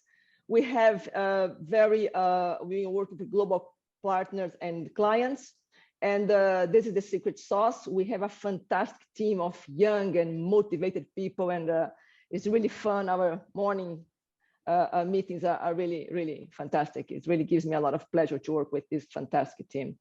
And thank you, and sorry if I did a bit off time. I'm going to stop presenting so I can see you all and can see my pictures. No, very well done. Thank you. And with that, we'll open it up for questions. And I see Andrea has flipped hers on, so please go ahead, Andrea. Hey, Rosanna, it's nice to see you. Nice to see you. Could you please comment on your business model? So I don't think you've covered that, but how exactly does PhDsoft make money? Thank you. Thank you for this question. Well, we have actually 3 sources of income. We produce a digital twin. We create a digital twin. We also have a subscription for the use of our technology, and we also have the engineering services. In fact, what I was saying, if we can train our clients, or we can provide the service to our clients.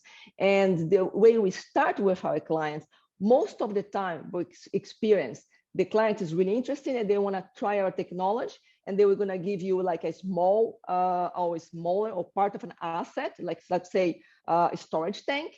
We create a digital twin for that storage tank, and then we demonstrate and start training them how it all works and all the benefits. Thank you. Any follow-up questions? And I see that we have a gentleman has turned on their camera. Why don't we give the mic to you, Monsieur Dubel?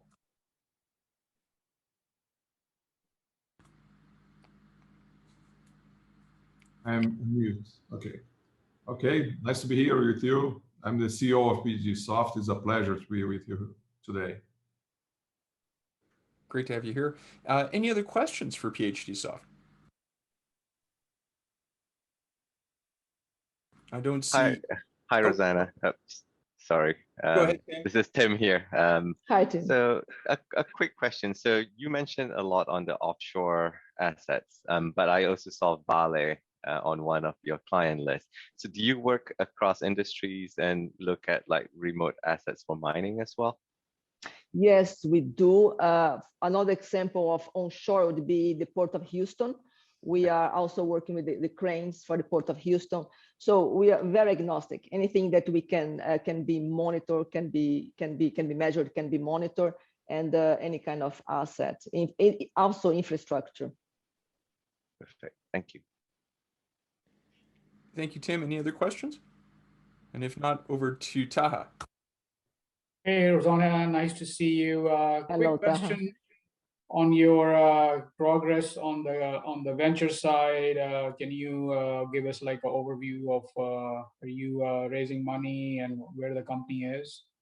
Yes, we have always bootstrap.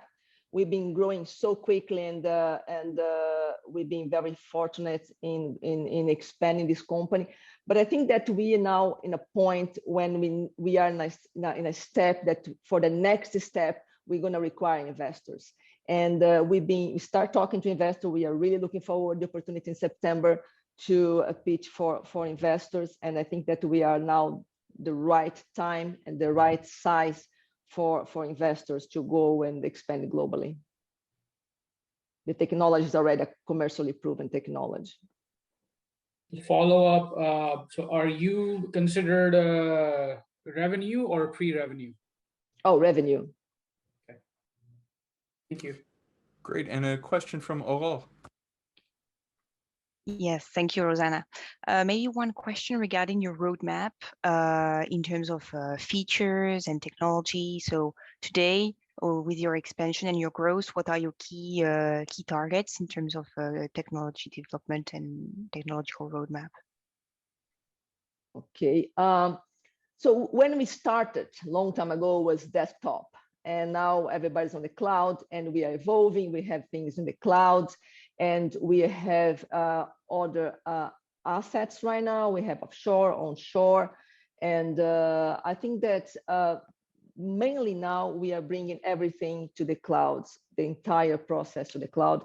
That's one thing that we are working now, and I think that's our main thing right now. Duperron, do you want to complement with our roadmap? Yes, I'd like to say that we are also integrating with drones and other robots, sensors, and also with different software that can complement what we do, like final implement analysis. Solvers like Nastran, ANSYS are all working together to do better risk evaluation. Okay. Thank you. I have a question here from Hannah. Should I address that, Jason? Sure, please go ahead. Yeah, it says, if it's possible, please elaborate on your channel partnership. Yes, we have several partnerships. We just signed a partnership with the Canoe Group in the Middle East. And what happens is for us to expand, we bring a lot of parts of the organization. And for instance, we need local partners to help us address customer relationship. When, for instance, if you're building digital twin, they are helping us bring the information or train the clients. So we have a lot of partners all over the world that helping us deliver the boots on the ground part of the process. For instance, training, engineering services, customer services, and sometimes that's the main part of our local partners. Great, thank you. Any final questions? Okay, so with that, welcome to the second round of pitches for energyNEXT. Graduates from Eunike Ventures Radar Program pitching for pilots today. Walter Gibson, why don't you kick us off? Okay.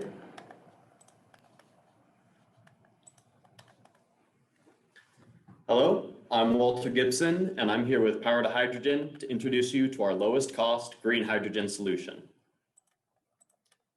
Our technology, which we call Clean Energy Bridge, is capable of producing the lowest cost green hydrogen.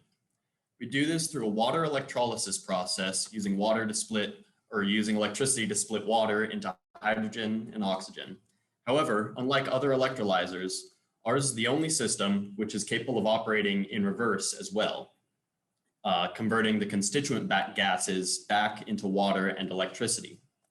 Furthermore, ours is the only system which produces the gases directly at high pressures of up to 200 bar, which is ready to go directly into a storage or a fuel tank without the need of supplemental compression. We believe that this will make our solution ideal for distributed or at the point of consumption hydrogen production. Our technology has been a work in progress for a little while. It started as a joint National Science Foundation and commercial battery project. Since then, it was pivoted and applied to reversible hydrogen. Throughout the years, it's been supported by multiple government SBIR grants, as well as the Shell Game Changer program. As a result of these efforts, we've been awarded a patent for our cell design, and we've applied for another for our system. Now, the reason we're in hydrogen is it's kind of widely accepted that hydrogen will play a crucial role in the future blend of energies, having particular applications in hard to decarbonize sectors such as transport, glass, and steel manufacturing. However, the problem is that the current commercial method of producing hydrogen by steam methane reforming produces greenhouse gases. We've seen it from consumers and governments the world over that that's not going to be a model moving forward. And the problem with green hydrogen is that up until now, it's been prohibitively expensive. This is for a number of reasons. One is that other electrolyzer systems rely on rare and expensive metal catalysts, such as platinum group metals, like iridium. Iridium, the price of which has quadrupled in the past year alone. Second, other systems also require additional compression to reach storage pressures or pressures which are necessary for processes such as the synthesis of ammonia. And finally, systems, when they're connected to intermittent renewable sources, have relatively low rates of utilization. So our solution to all this is our patented anion exchange membrane cell design. Our catalysts are formulated to be iridium-free and minimize the use of all other rare and expensive metals to dramatically reduce our upfront costs. Our supported anion exchange membrane design allows us to produce at high pressure. This eliminates both the upfront and the ongoing expenses associated with running a compressor unit, which would be necessary to store or in many cases use the hydrogen. Finally, ours is the only system which is capturing and pressurizing the oxygen as well, which can be used, stored, or sold to help further offset the cost of the system. And we believe that this combination of capabilities will give our system the lowest capital and ongoing operational expenses of any other electrolyzer system. We're confident in saying this, following the methodology of a National Renewable Energy Laboratory study. They were analyzing the costs of proton exchange membrane systems, and we applied their methodology to our system and found that when at both low and at high economy of scale sort of manufacturing volumes, that our system will have the lowest capital expenses associated with it. We also believe that we'll have the lowest ongoing or operational expenses because of our reversibility and our responsive catalysts. So our catalysts are capable of very rapidly responding to changing energy prices or to changing generation capacities from intermittent renewable energy resources. And so we believe that we'll be able to most effectively work with those sources. And also, since we are the only system which is reversible, we are capable of providing emergency power or even potentially peak shaving when energy prices are high. And to do this would take an electrolyzer, a compressor, and a fuel cell from our competitors. So to quickly review our capabilities, we have one reversible unit, which is capable of providing multiple capacities of both hydrogen generation and energy storage, or potentially emergency energy if required. We will have the lowest capital and lowest operational expenses, the lowest cost equipment, and the lowest ongoing costs, and be the only system which is producing these gases directly at high pressure. That's hydrogen and oxygen. Comparing our capabilities to our competitors, you'll see that we are the only ones doing that reversible and that high pressure operation. Though going further, we're kind of the only system that doesn't require any other compromises. Like you could look at a solid oxide system, which is wonderfly efficient, but it requires a constant and steady stream of electricity, which doesn't make it compatible with renewable resources, which whose production capacity can vary over the course of a day. Where we're at right now, we're working on a 10 kilowatt system here in our laboratory, which we'll use to demonstrate the fundamentals of our system. We hope to have some partners lined up by the end of this year for a 250 kilowatt pilot system. Looking at the development of that, like I said, by the end of this year, we're trying to close those partnership agreements. And then starting in 2023, we'll be working with our partners to integrate that system into their facility and then installing in the second half of 2023. So from our partners, what we're really looking for is someone to help us integrate and test that 250 kilowatt system. We aim to install on the partner site in Q3 of 2023. We can pilot on any hydrogen and oxygen consuming process. We do want a connection to intermittent renewable sources. And also we view this 250 kilowatt pilot as kind of the start of our hockey stick growth, where once we've developed these first kind of building blocks, we will be stacking those to create megawatt and beyond installation systems. If you join us, you'll be in some good company. We've currently been awarded a NASA tipping point contract that wants to take our technology to the moon. Down here on Earth, like I mentioned before, we're already partners with Shell through their Game Changer program. And we've received a letter of intent from the Stark Area Regional Transit Authority stating that they would be very interested in using our technology to fuel their bus fleet as well as optimize the power consumption at their facilities. So that's kind of our bridgehead market right there. Might be regional or municipal transit. Walter, I'm sorry, I got to give you the 30-second warning here. All right, so with me today is our technology inventor, Dr. Paul Matter. He is a PhD in chemical engineering and over 10 years of leadership in the hydrogen industry.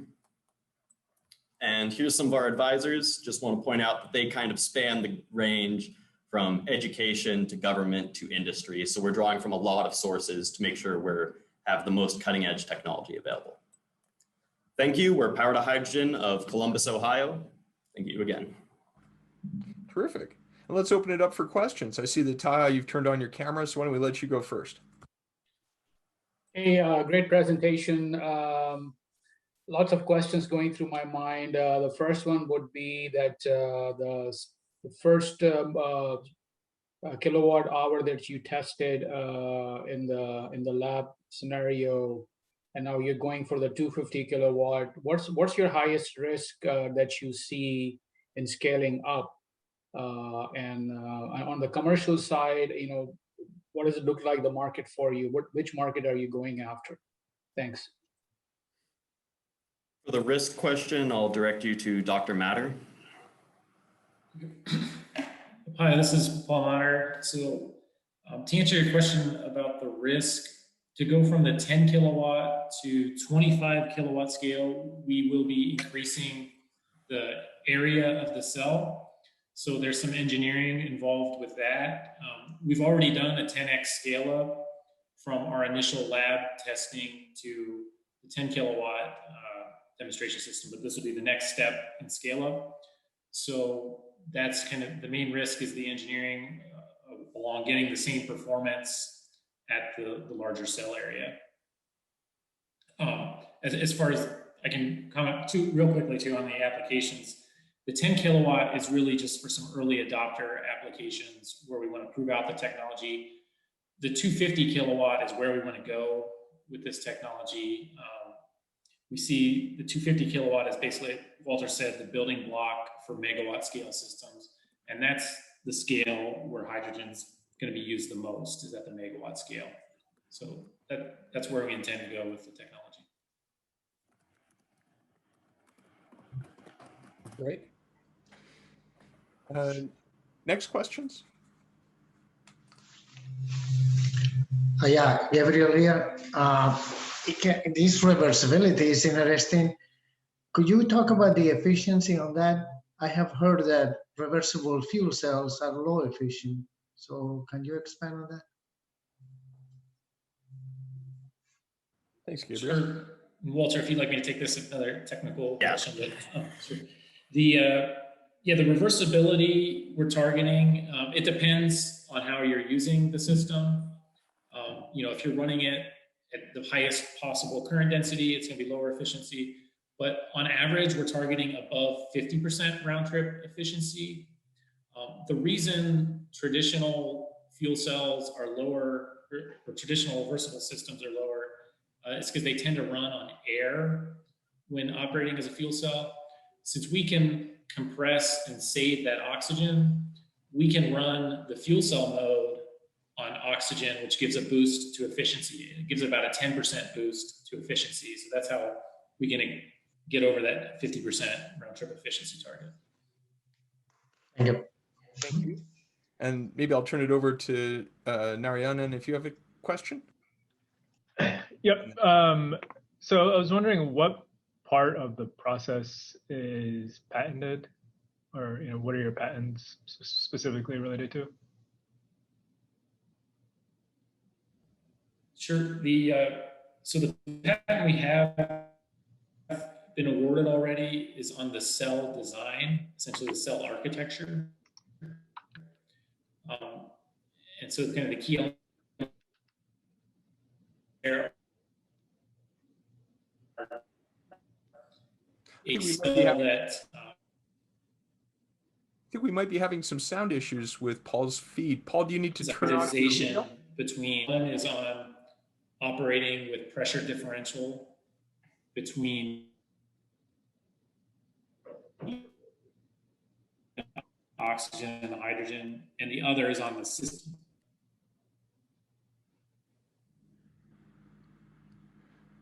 Paul, we might be losing your feed slightly. Do you mind just turning off your camera? Let's try again.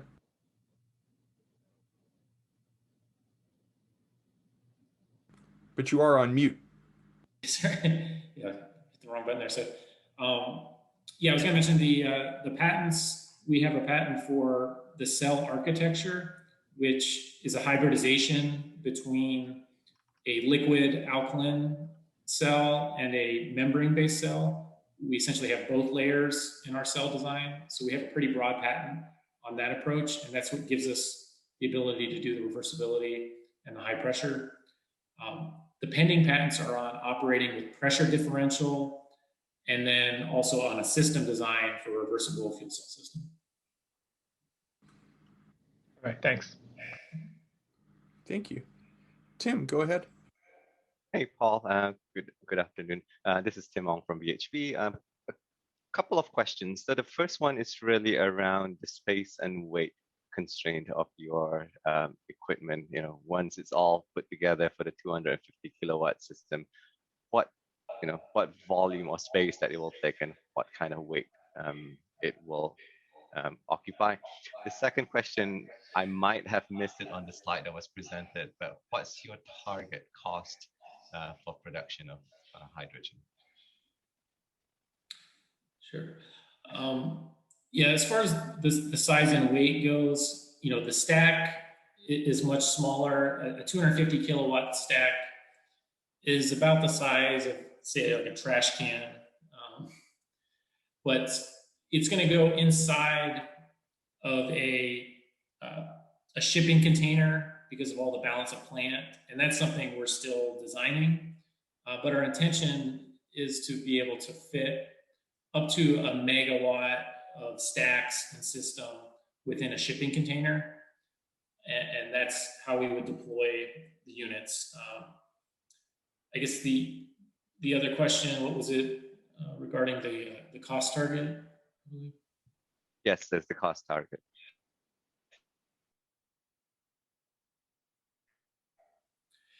Yeah. So our target, it depends on the scale, but Walter can maybe pull up some of those slides and talk about the basis for that. Yeah, just a moment to get that slide pulled up again. Just keep you guys tight on this. This is the last question. Okay, well, it's not much sense throwing a slide up for it, but yeah, it's about $1.50, just under it. Yeah, and that is heavily dependent though on the assumptions you make with the input electricity and the duty cycles and things like that. So we basically built a model, to calculate that and can apply it to different scenarios. And that's what we're doing right now with some of the pilots we're looking into is using the user's inputs to figure out the cost of the hydrogen for their case. Great. All right. Well, I think we're going to have to cap it there. And I'll ask folks, you're welcome to post additional questions. And of course, Walter and Paul, you're welcome to provide responses. But now it's over to Utility Global. And I wonder, is it Stuart or Yasmin who will be presenting on behalf of Utility Global? I believe it's Stuart. Stuart, are you there? So Jason, it's actually myself, Matt Dawson. Terrific, Matt. Okay. I've got it loaded up, so. Give you a moment. And I will mark that you're starting at 10:18. Very much for the opportunity to speak with you all today about our vision for the future of the hydrogen industry. There are two main challenges facing the hydrogen industry. The first is the cost of hydrogen, and the second is its associated CO2 footprint. And I'm looking forward to sharing with you how a breakthrough technology, H2Gen, is positioned to solve both of these challenges. Utility Global's mission is to provide low-cost, turnkey, distributed hydrogen solutions to customers looking to reduce their carbon footprint. We aim to supply the most sustainable hydrogen in the market with potential to actually go to negative CO2 emissions by running our electrolysis process on waste streams rather than electricity. By decoupling from the grid, we solve the two main challenges facing the incumbent electrolysis technologies. That is, one, the price of electricity, and two, the availability of 100% renewable 24/7 power. I wanted to share a little bit about our legacy. We're a spin-out from Hall Labs, which dates back to the 1950s with Tracy Hall, who invented the man-made diamond. Ever since, we've been an Edison Labs or Bell Labs, developing and commercializing innovative technologies with over $800 million in recent exits to 4 Fortune 500 companies. Utility started out on our beautiful 130-acre campus in Provo, Utah, and we recently relocated our headquarters to Houston, Texas, in the Energy Corridor. We also have a satellite office in Dublin, Ireland, and we have plans to expand our manufacturing capabilities to 2 other cities later this year. Utility Global was formed with one goal in mind: to reshape the world's energy landscape with sustainable, low-cost energy. We've explored everything from PEM electrolysis to alkali to lithium-ion batteries, and ended up at high-temperature electrolysis as the space that was most ripe for innovation and poised for long-term success. Einstein said everything should be as simple as possible, but no simpler. And that's exactly what H2Gen is. It's the world's most elegant and most beautiful way to produce hydrogen. Our approach is simple. We take waste streams like biogas, steel waste, or renewable natural gas, and we use their energy to electrolyze water into high purity hydrogen with net zero CO2 emissions. One of the unique aspects of our technology is it doesn't require any appreciable electricity like traditional electrolysis does. And unlike SMR, it has intrinsic gas separation. So it solves the two biggest problems and hurdles with the incumbent technologies. And our business model is simple. We pay for the equipment and provide customers with hydrogen gas as a service, working with them to deliver gas that exactly meets their needs. Our systems are highly fuel flexible, which is truly unique. For instance, if you wanted to send 50% nitrogen or CO2 into our system, we can do that with no problem. This enables a variety of waste streams that other processes couldn't use.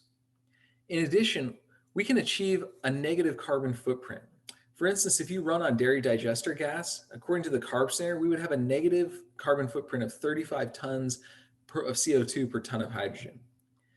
And given the intrinsic separation capabilities in the technology itself, hydrogen is already produced at high purity and can be easily purified to any spec. Moreover, the CO2 already comes out of the system also at high purity and can easily be sequestered.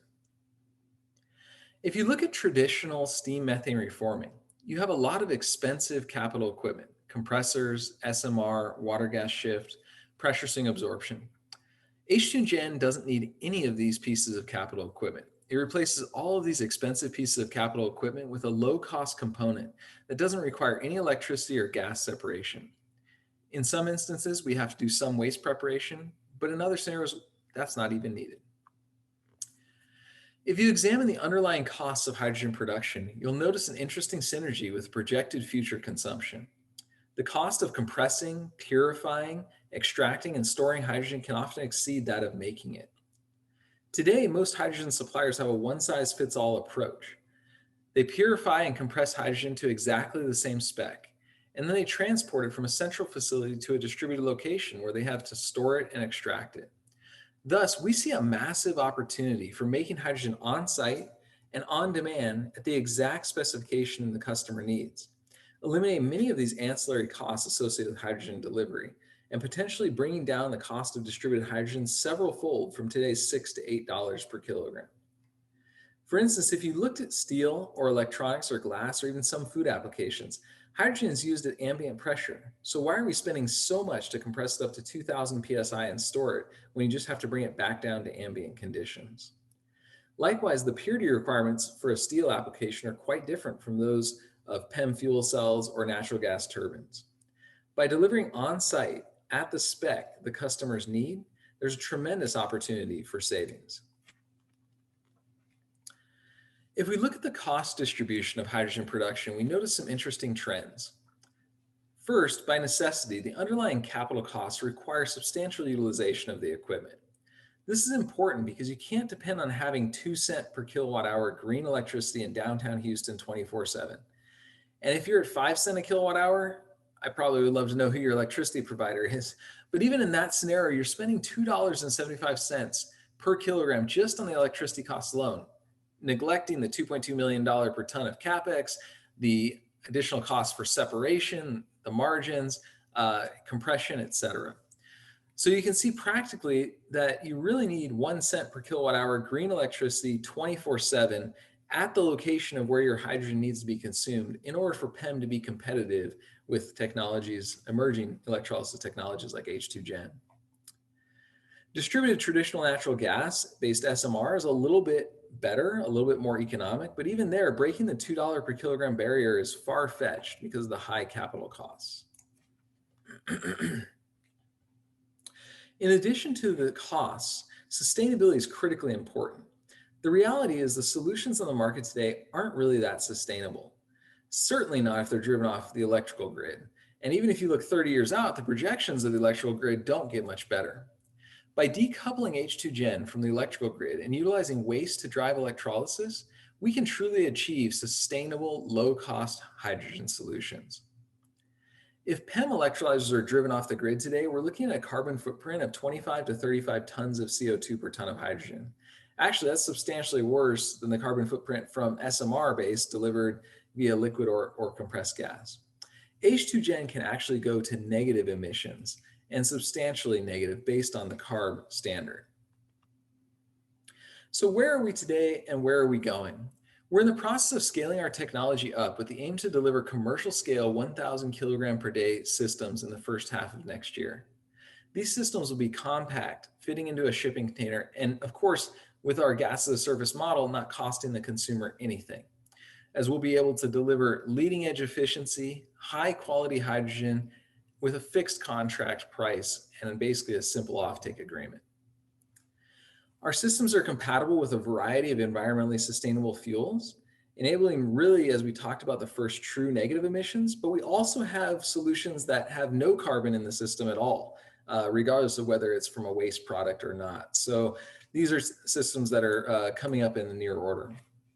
We're currently seeking partners interested in low-cost, zero-emission hydrogen pilots on their sites and customers who are interested in just having offtake agreements to buy hydrogen. And we invite you all to have a follow-up call with us after this and look into further collaboration opportunities. With that, I'd like to thank you very much for your time. Terrific, thank you. And I see, Matt, you're ready to take questions. So let me ask our celebrity panel of judges, are there any questions for Matthew on their process? And I see, Gabriel, you've turned on your camera. Why don't we give you the first opportunity? Yeah, I'm curious, interesting approach. I'm curious about the waste management. Are you using the heat being waste or water? And there might be some treatment that you mentioned that is necessary before you can use it for the electrolysis. Can you expand on that? Yeah, so partly in essence, we're using the chemical potential to perform the electrolysis process. So normally when you do electrolysis, you'll apply an electrical potential that'll strip the oxygen ions off of the water molecules themselves. What we do is we leverage the principles of being able to not necessarily input electricity, but to input another type of driving force using these types of fuels that we discussed. So, you know, it is happening at high temperature. So there is a matter of utilizing waste heat as well in the process. So it's a combination. And then as far as waste management goes, you know, we can use a variety of fuels that we talked about, everything from biogas to RNG to off streams from steel processes or chemical processes. There's a litany of things that we can drive on.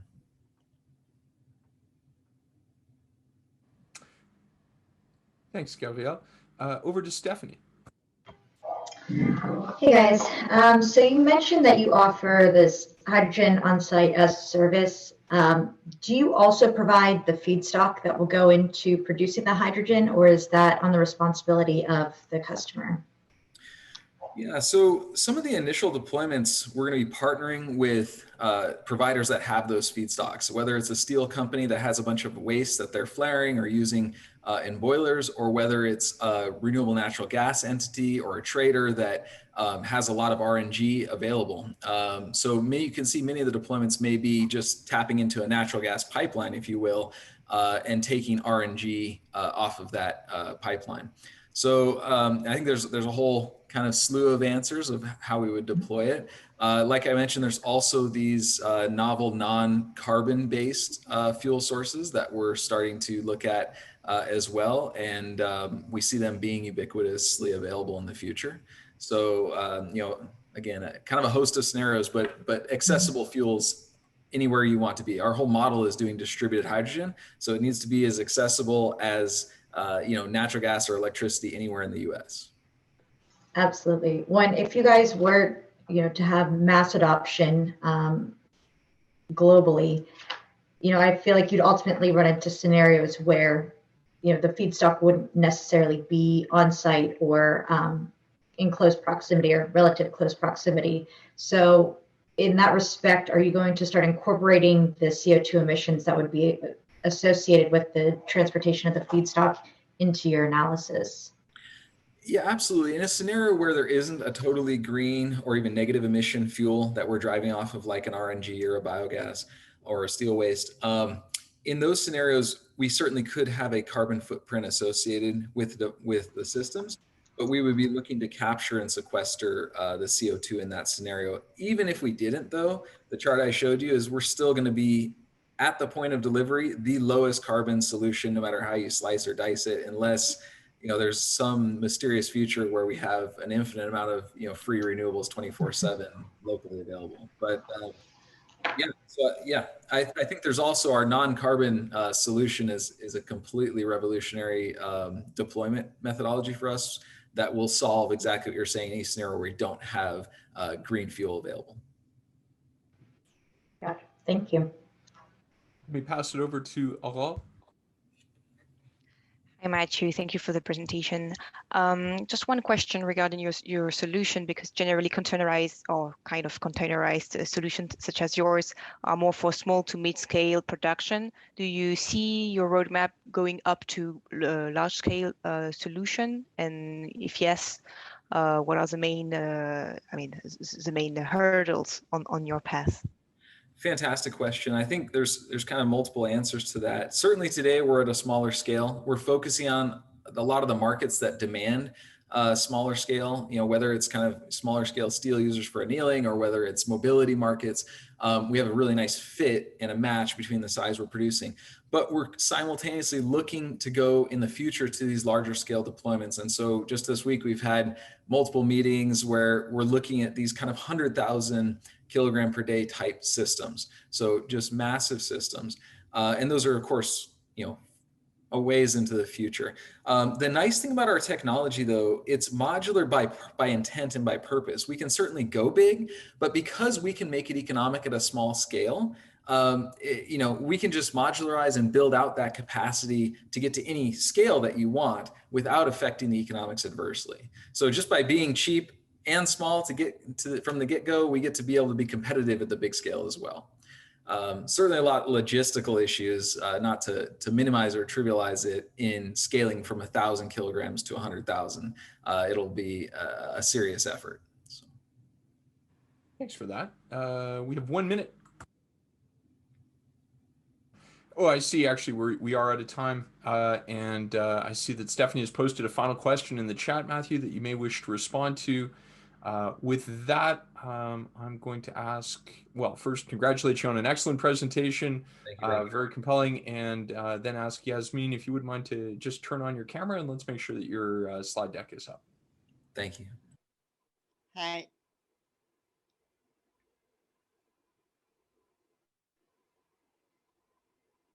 Just 1 second. Sorry. No, that's perfect.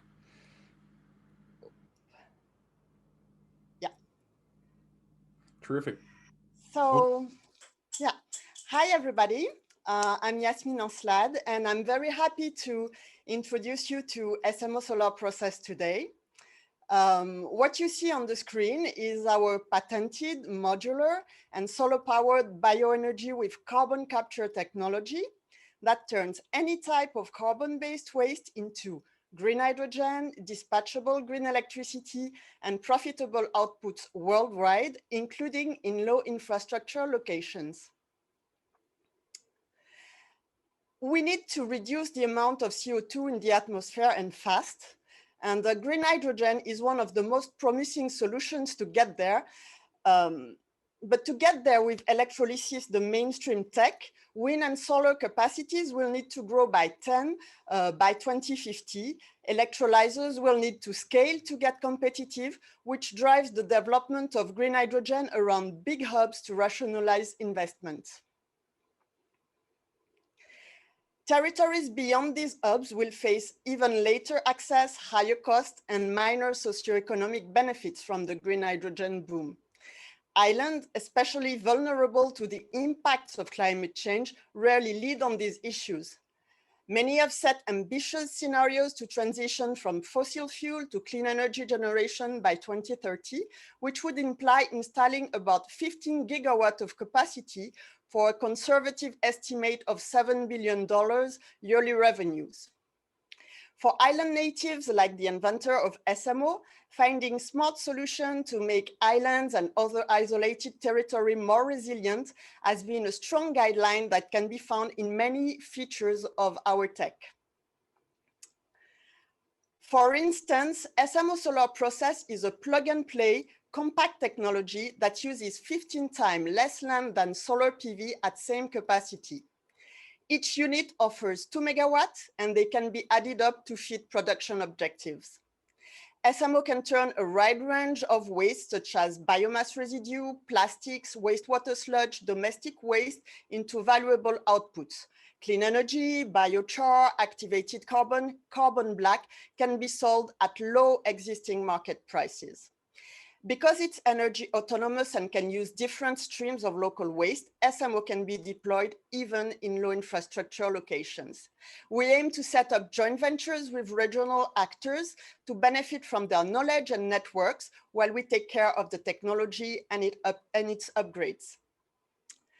So everything within the dotted rectangle is what is happening within each SMO unit. It's a completely energy autonomous process with only solar energy, using only solar energy for power. Inputs are carbon-based waste that have been homogenized into pellets and dried to 10% humidity before their thermal transformation to ensure stability and quality of the process. Pellets are pre-treated by microwaves to decrease the energy needed for their transformation in the thermolysis reactor, where they are turned into syngas and high carbon content biochar. The syngas and biochar travel through a closed system into the patented cyclonic plasma gasification reactor that offers a choice of different plasma types to treat any kind of carbonated waste. Adding wastewater, it ensures a blend of hydrogen and carbon monoxide, where the carbon monoxide is condensed into highly valuable carbon black, acting as a long-term carbon sink and ensuring the negative CO2 footprint of the whole process. At least 50% and up to 100% of the CO2 contained in the waste material is stored in this physical form. 2.5 tons of pure hydrogen are produced within an 8-hour workday and can be used on site for electricity production, mobility applications, or stored in high-pressure containers. Since the reaction happens at high temperature, SMO can guarantee the absence of dioxins, furans, and other toxic compounds as byproduct of the thermal waste transformation. An ORC is included in the process to recycle heat from the exothermal reaction and offers an electricity source where needed in the process, thus ensuring the energy autonomy. Because we manufacture an important part of our technology, we have chosen to offer a low capex compared to electrolysis or gasification. As you can see on the table, in the short term 3,000 ton or future 2 million ton per year project, we are priced 2 to 3 times lower than what appears in the press releases. Added up with low OPEX, since we don't pay the intensive energy we use and we use waste as input, we are able to generate 2-digit margins while reaching net zero goals. In a nutshell, we help energy producers or distributors that need to transition to net zero energy solutions move faster and competitively on green hydrogen early niches. And unlike other technologies that need to build up scale to be competitive, our technology allows for decentralized operation at industrial scale, which offers permanent solutions for territories that would be kept from the hydrogen economy boom. SMO offers additional benefits by treating a range of environmental source port as revenue generating byproducts. The SMO project was initialized in 2009, and 6 years later, it had resulted in a conceptualized technology protected by 5 patents and a full-scale prototype. The technology was field tested in 2016 at COP22 in Morocco, and we've kept on upgrading this site to test all the other aspects of the technology. We are now preparing a first commercial pilot plant as a lead to our ambitious large-scale deployment. Since the project kickoff, we have received public and love money to get where we are today. And we have won several labels and awards, allowing us to raise public interest in our solution and get early traction. SMO solar process adapts to local development conditions, and as such, we have been exploring different scenarios and their impact on competitivity and the bottom line. And we are now having advanced discussions with the island of Cres in Croatia for a 2 megawatt pilot, where we're going to treat municipal solid waste, for which we are going to have tipping fees, and we are going to generate electricity at the price set by the national network. Within this setup, we are able to generate a profit margin of 25% with green hydrogen priced at $1.5 per kg. So we're currently raising for this Croatian pilot with 1.8 million still open for investors' equity to help us get there and scale up our project. Just to finish, I brushed on the fact that the inventor of SMO is an island native, but he's a brilliant biophysicist with the French Center of Atomic Energy. And we have today at this presentation, the business development team, and we'll be happy to take your questions. Just a last way to show you that whenever average solar irradiation are above 1400 kilowatt hour per square meters, we can develop the technology. And as you can see, it's in a very large part of the world. Thank you. Thank you. Merci bien. Okay, we'll open it up for questions from our judges. And so let me just see if anyone has turned on their camera. Yeah. And I see that your colleague Julie has joined us. So welcome. Thank you. Any questions from the judges? And of course, people can put questions in the chat as well. Thank you, Stephanie. So I see Stephanie and then Gabrielle. Perfect. Hi. So I have a question. Who are your current competitors? Well, our current competitors can be from the electrolysis productions. You have different type. You have McPhy, you have Life, you have many producers, but they are not energy autonomous, and their prices are not cannot be compared to what we can offer today.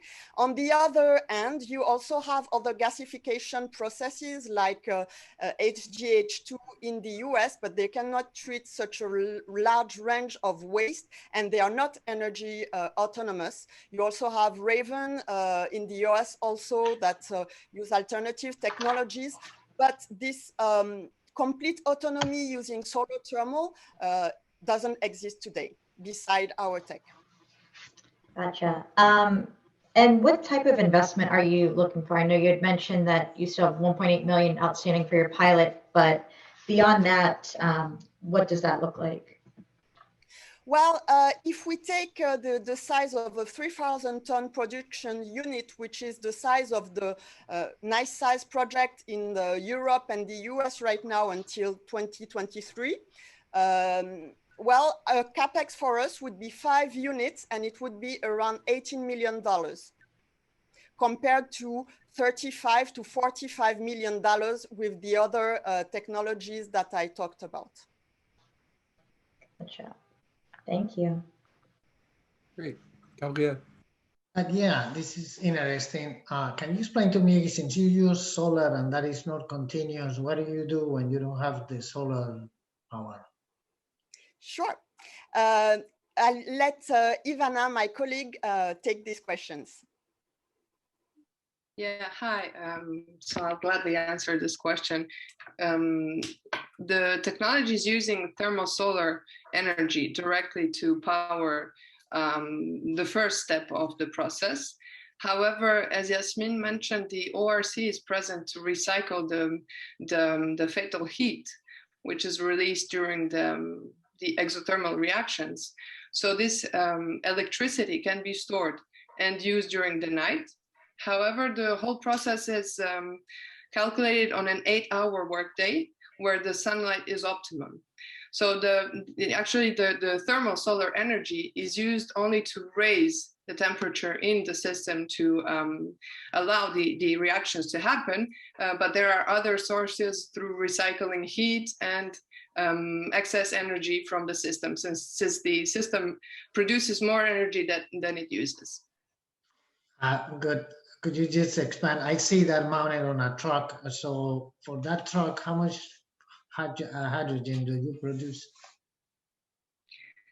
It's 2.5 tons per day, using 27 tons of pre-dried waste, which would be around 40 tons of input waste at 35% humidity, which is a standard waste input.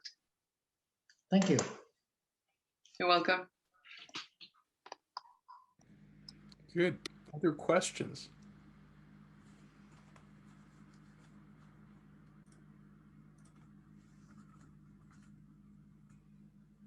Yes, I do have one. Not sure it's my turn, but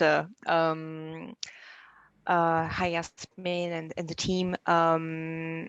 Question regarding your scale up, because so you're currently looking at a commercial pilot, and you mentioned about the kind of localized solution. I mean, local fit for local purpose. What about the scale? I mean, do you foresee your system for bigger size? And if yes, what are the same question as the previous startup? What are the hurdles that you pursue and kind of partners that you are looking for? Sure. So yeah, we've focused on the local and islands because well, it was thought to fit this type of territories, but if we can meet all these challenges, of course, it would be even easier to go in an easier context. So the idea for us is to adopt the container-sized production units to scale up to fit the objectives. So for us, it's really something rather straightforward to conceive, to scale up the units. And like I said, the price competitivity for the outputs will depend on the global setup. In the case of Croatia, we're getting a tipping fee. So that's what allows us to offer this green hydrogen at 1.5 dollars per kg, plus the additional products such as carbon black and carbon offsets that we can also sell to make the whole operations profitable. Okay, so having a bigger size, you don't see any problem from the total thermolysis reactor, for example? I mean, no, because each unit has a 2 megawatt capacity, and then we just okay, add them. so you would just duplicate. Okay. Yeah. I think we have time for one more question, and of course I saw that Narayanan had posted as well. So maybe let's let Taha go first, and if you wouldn't mind, Narayanan, if you can just post your question in the chat, we can let the team respond there. Yeah, thank you. Great presentation. Just to follow up on the cost model. So it looks like a slightly capital intensive, project. So did you guys, based on an average numbers, did a payoff model of the operator who's investing into this, building it? How long does it for them to take, do the payoff? Oh, I couldn't hear you super well, but I think I got the question. Our model is to set up joint ventures. So we'll be a partner of these joint ventures, but we'll have investors that are there to build the plants in the different locations. We can talk about regional exclusivities for a state, a country. And so this would generate the revenues that would be shared between the shareholders. And I'm afraid we're out of time. So I'll just ask that any further questions, both from Narayanan and from Taha, if you'd post those in the chat, that'll give our team here a chance to respond. With that, congratulations, very, very good presentation. And I'll just ask that you turn off your mics and video, and we'll ask to come up for Hydrodyne.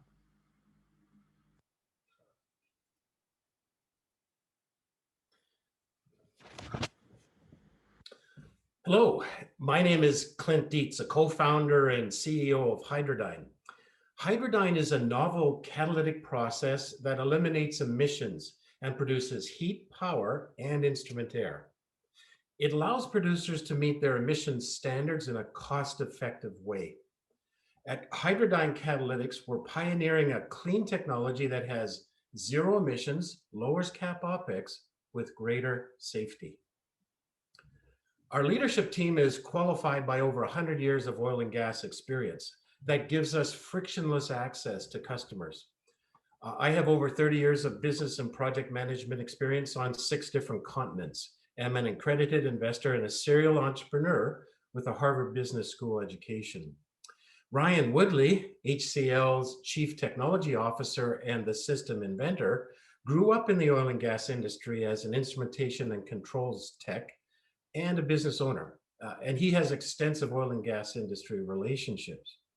Trevor Muir and Cameron Craig are the CEO and CFO of our lead investor, SharePoint Technologies Group, an oil field, instrumentation, and electrical contractor that's been running profitably for over 2 decades.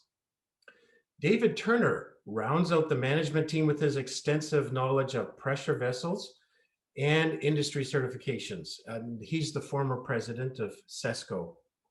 Not shown here, but equally as important, is Russ Graham, president of Trido Industries, Inc. He heads up our advisory board, and he continues to introduce us to customers. So without further ado, let's get into the technology, its benefits, and the field trials that we'd like to do with you. Western Canadian gas producers are severely penalized because of a massive 50 million ton methane emissions problem at over 350,000 well sites. In Alberta alone, over the next 5 years, we'll spend $7 billion on methane emissions reduction. Now, calculations done by Highwood Emissions Management show that our particular unit can reduce GHG emissions by 346 tons per year per unit. Well, if we were to only get 10% of those 350,000 wells, that would mean a GHG reduction of 12 million tons in 1 year. This is why Hydradyne matters. The current configuration on the left has both combustion and venting methane emissions from catalytic heaters and pneumatic devices. This legacy system doesn't meet today's regulatory requirements, and it's the biggest methane emitter. It's not viable going forward, but it is ripe for disruption. Hydradyne has a solution. In the right-hand drawing, you can see our unique, compact platform technology. We remove catalytic heaters and replace it with our solution that is easily integrated. It's installation in hours. Basically, it's plug and play. So how does this technology actually work? In our system, hydrogen peroxide passes over a proprietary catalyst in the decomposition chamber that you can see at the top, and it produces steam that we convert to heat to keep the separator shed warm. A fuel cell is incorporated into the unit, and it provides up to 1 kilowatt of low voltage power to run the electrics, as well as providing compressed air for the pneumatic devices. We'll actually incorporate the fuel cell into our next field trial in September.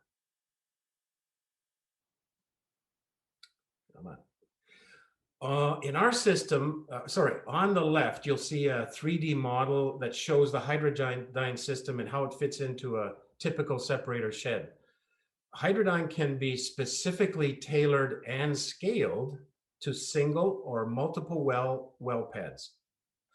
Feedback from Tourmaline confirms that we can take 35% of the capital cost out and reduce O&M costs by over 10%. On the right-hand side is a photo of the beta prototype, and you can see the dimensions below. The commercial unit will be about 2/3 of this size, making it even more compact and efficient. Field trials results are better than we had expected. We're producing around 8,500 BTU per hour, using less than 50% of the calculated hydrogen peroxide, which amounts to around 5 US gallons per day or 20 liters. Safety is paramount. The system design code is to industry standard, as done by a professional engineering firm for us. This makes our system regulatory compliant. By using our system, producers can derate their separator shed from Class 1 Div 1 to Class 1 Div 2. An operator who works in northeastern British Columbia spoke with us a few months ago, and he'd survived a methane explosion, excuse me, in a separator shed that nearly took his life. He's become a real supporter of the system because it eliminates fuel gas altogether. Our competitive advantages are zero emissions. We eliminate fuel gas, and producers can capture offset carbon credits and generate power at remote sites.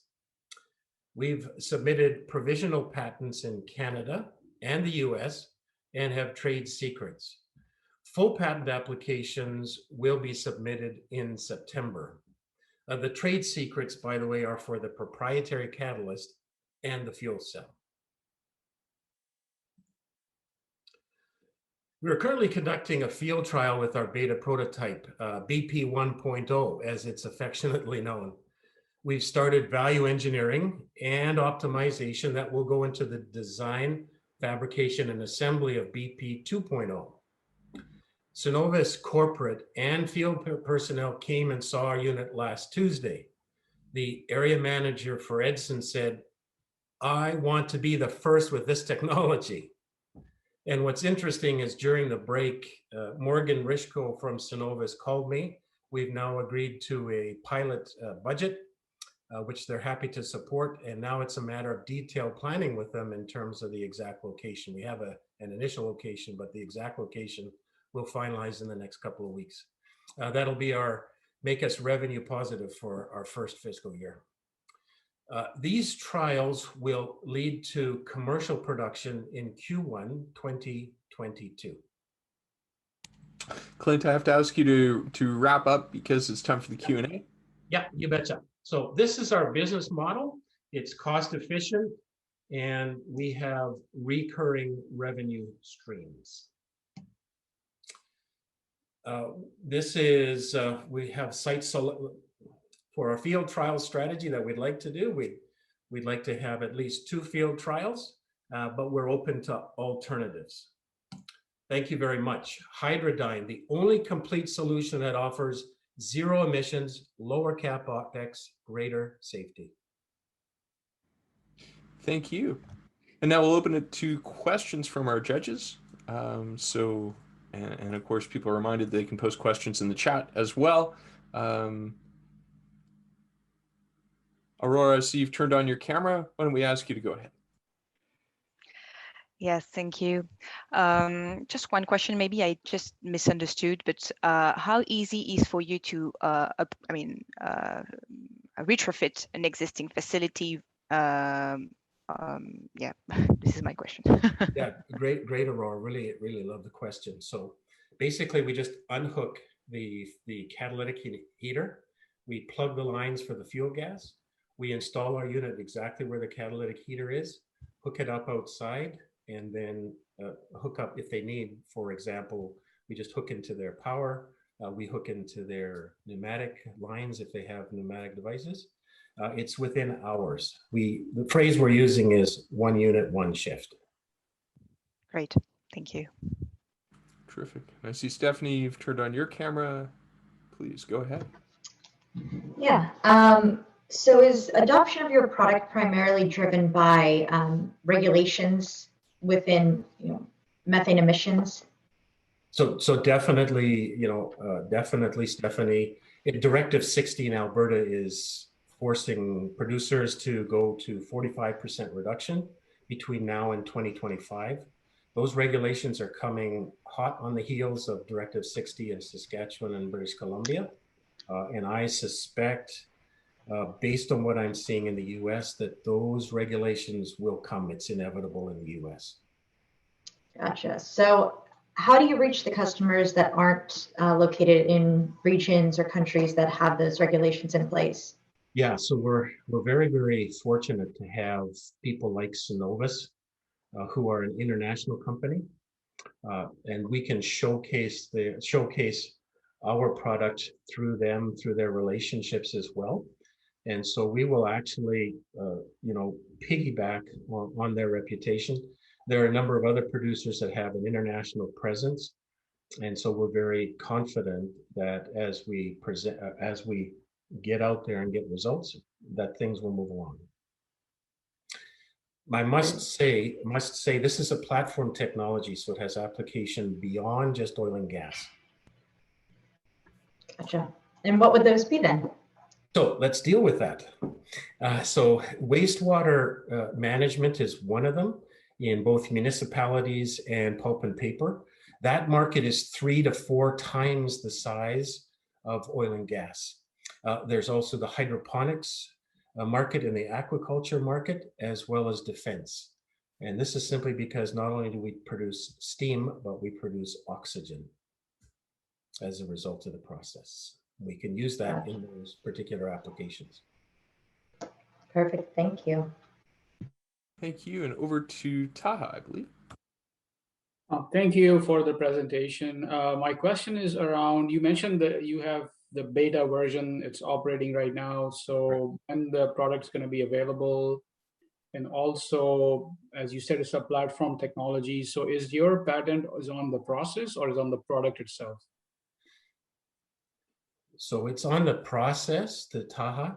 It's on the process and not necessarily on the product, no. Because power is not something we can patent.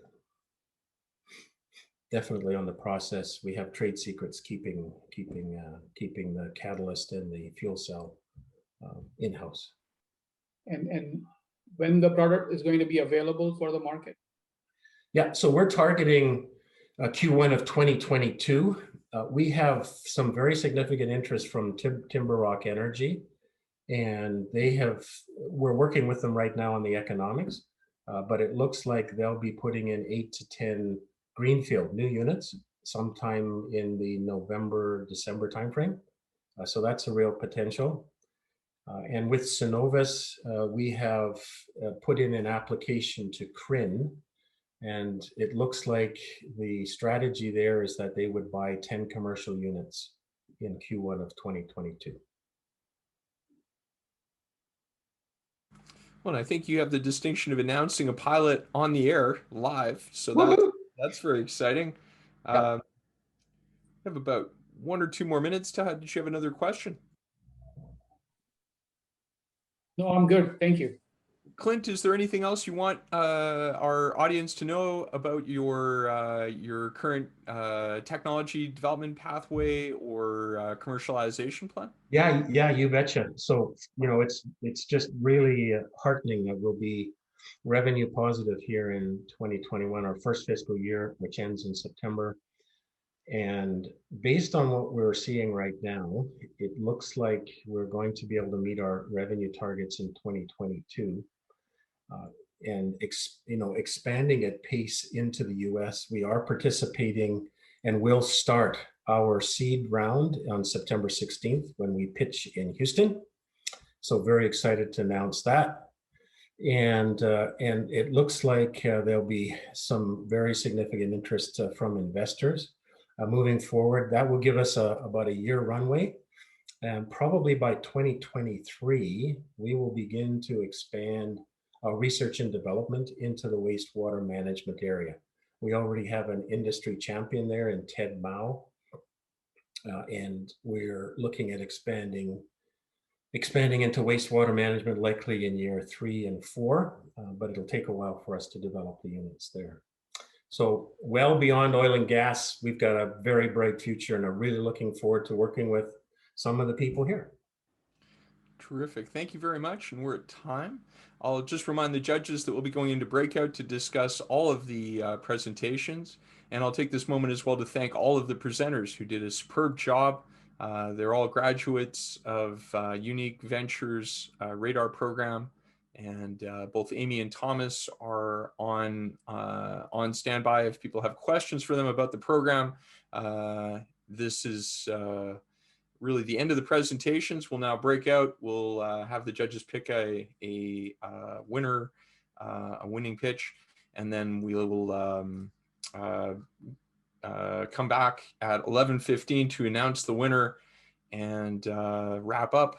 And of course, we'll remind people that we are currently accepting applicants to the energyNEXT fall cohort. So if you are developing technology in new energies, or in other ways relevant to oil and gas, this is your opportunity to step forward and have the kind of support you need to have similar success and to the many ventures that presented this morning.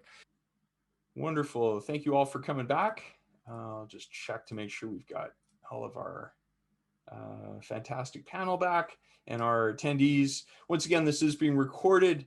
And so with that, I think our jury is ready with their announcement. So let me ask Taha, if you would mind just announcing the winner amongst the Digital and Corrosion Management Group. Thank you. First, I would like to thank all the entrepreneurs and startup companies who were presenting today.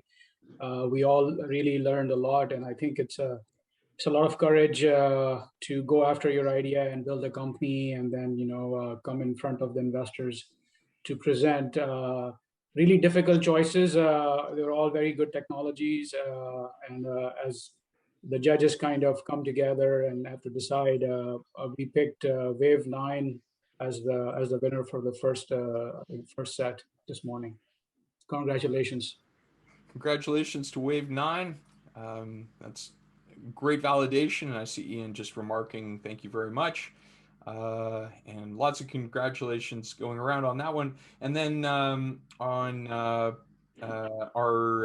our next group, the New Energies and Hydrogen group, I'll ask Tim Ong to present the winner.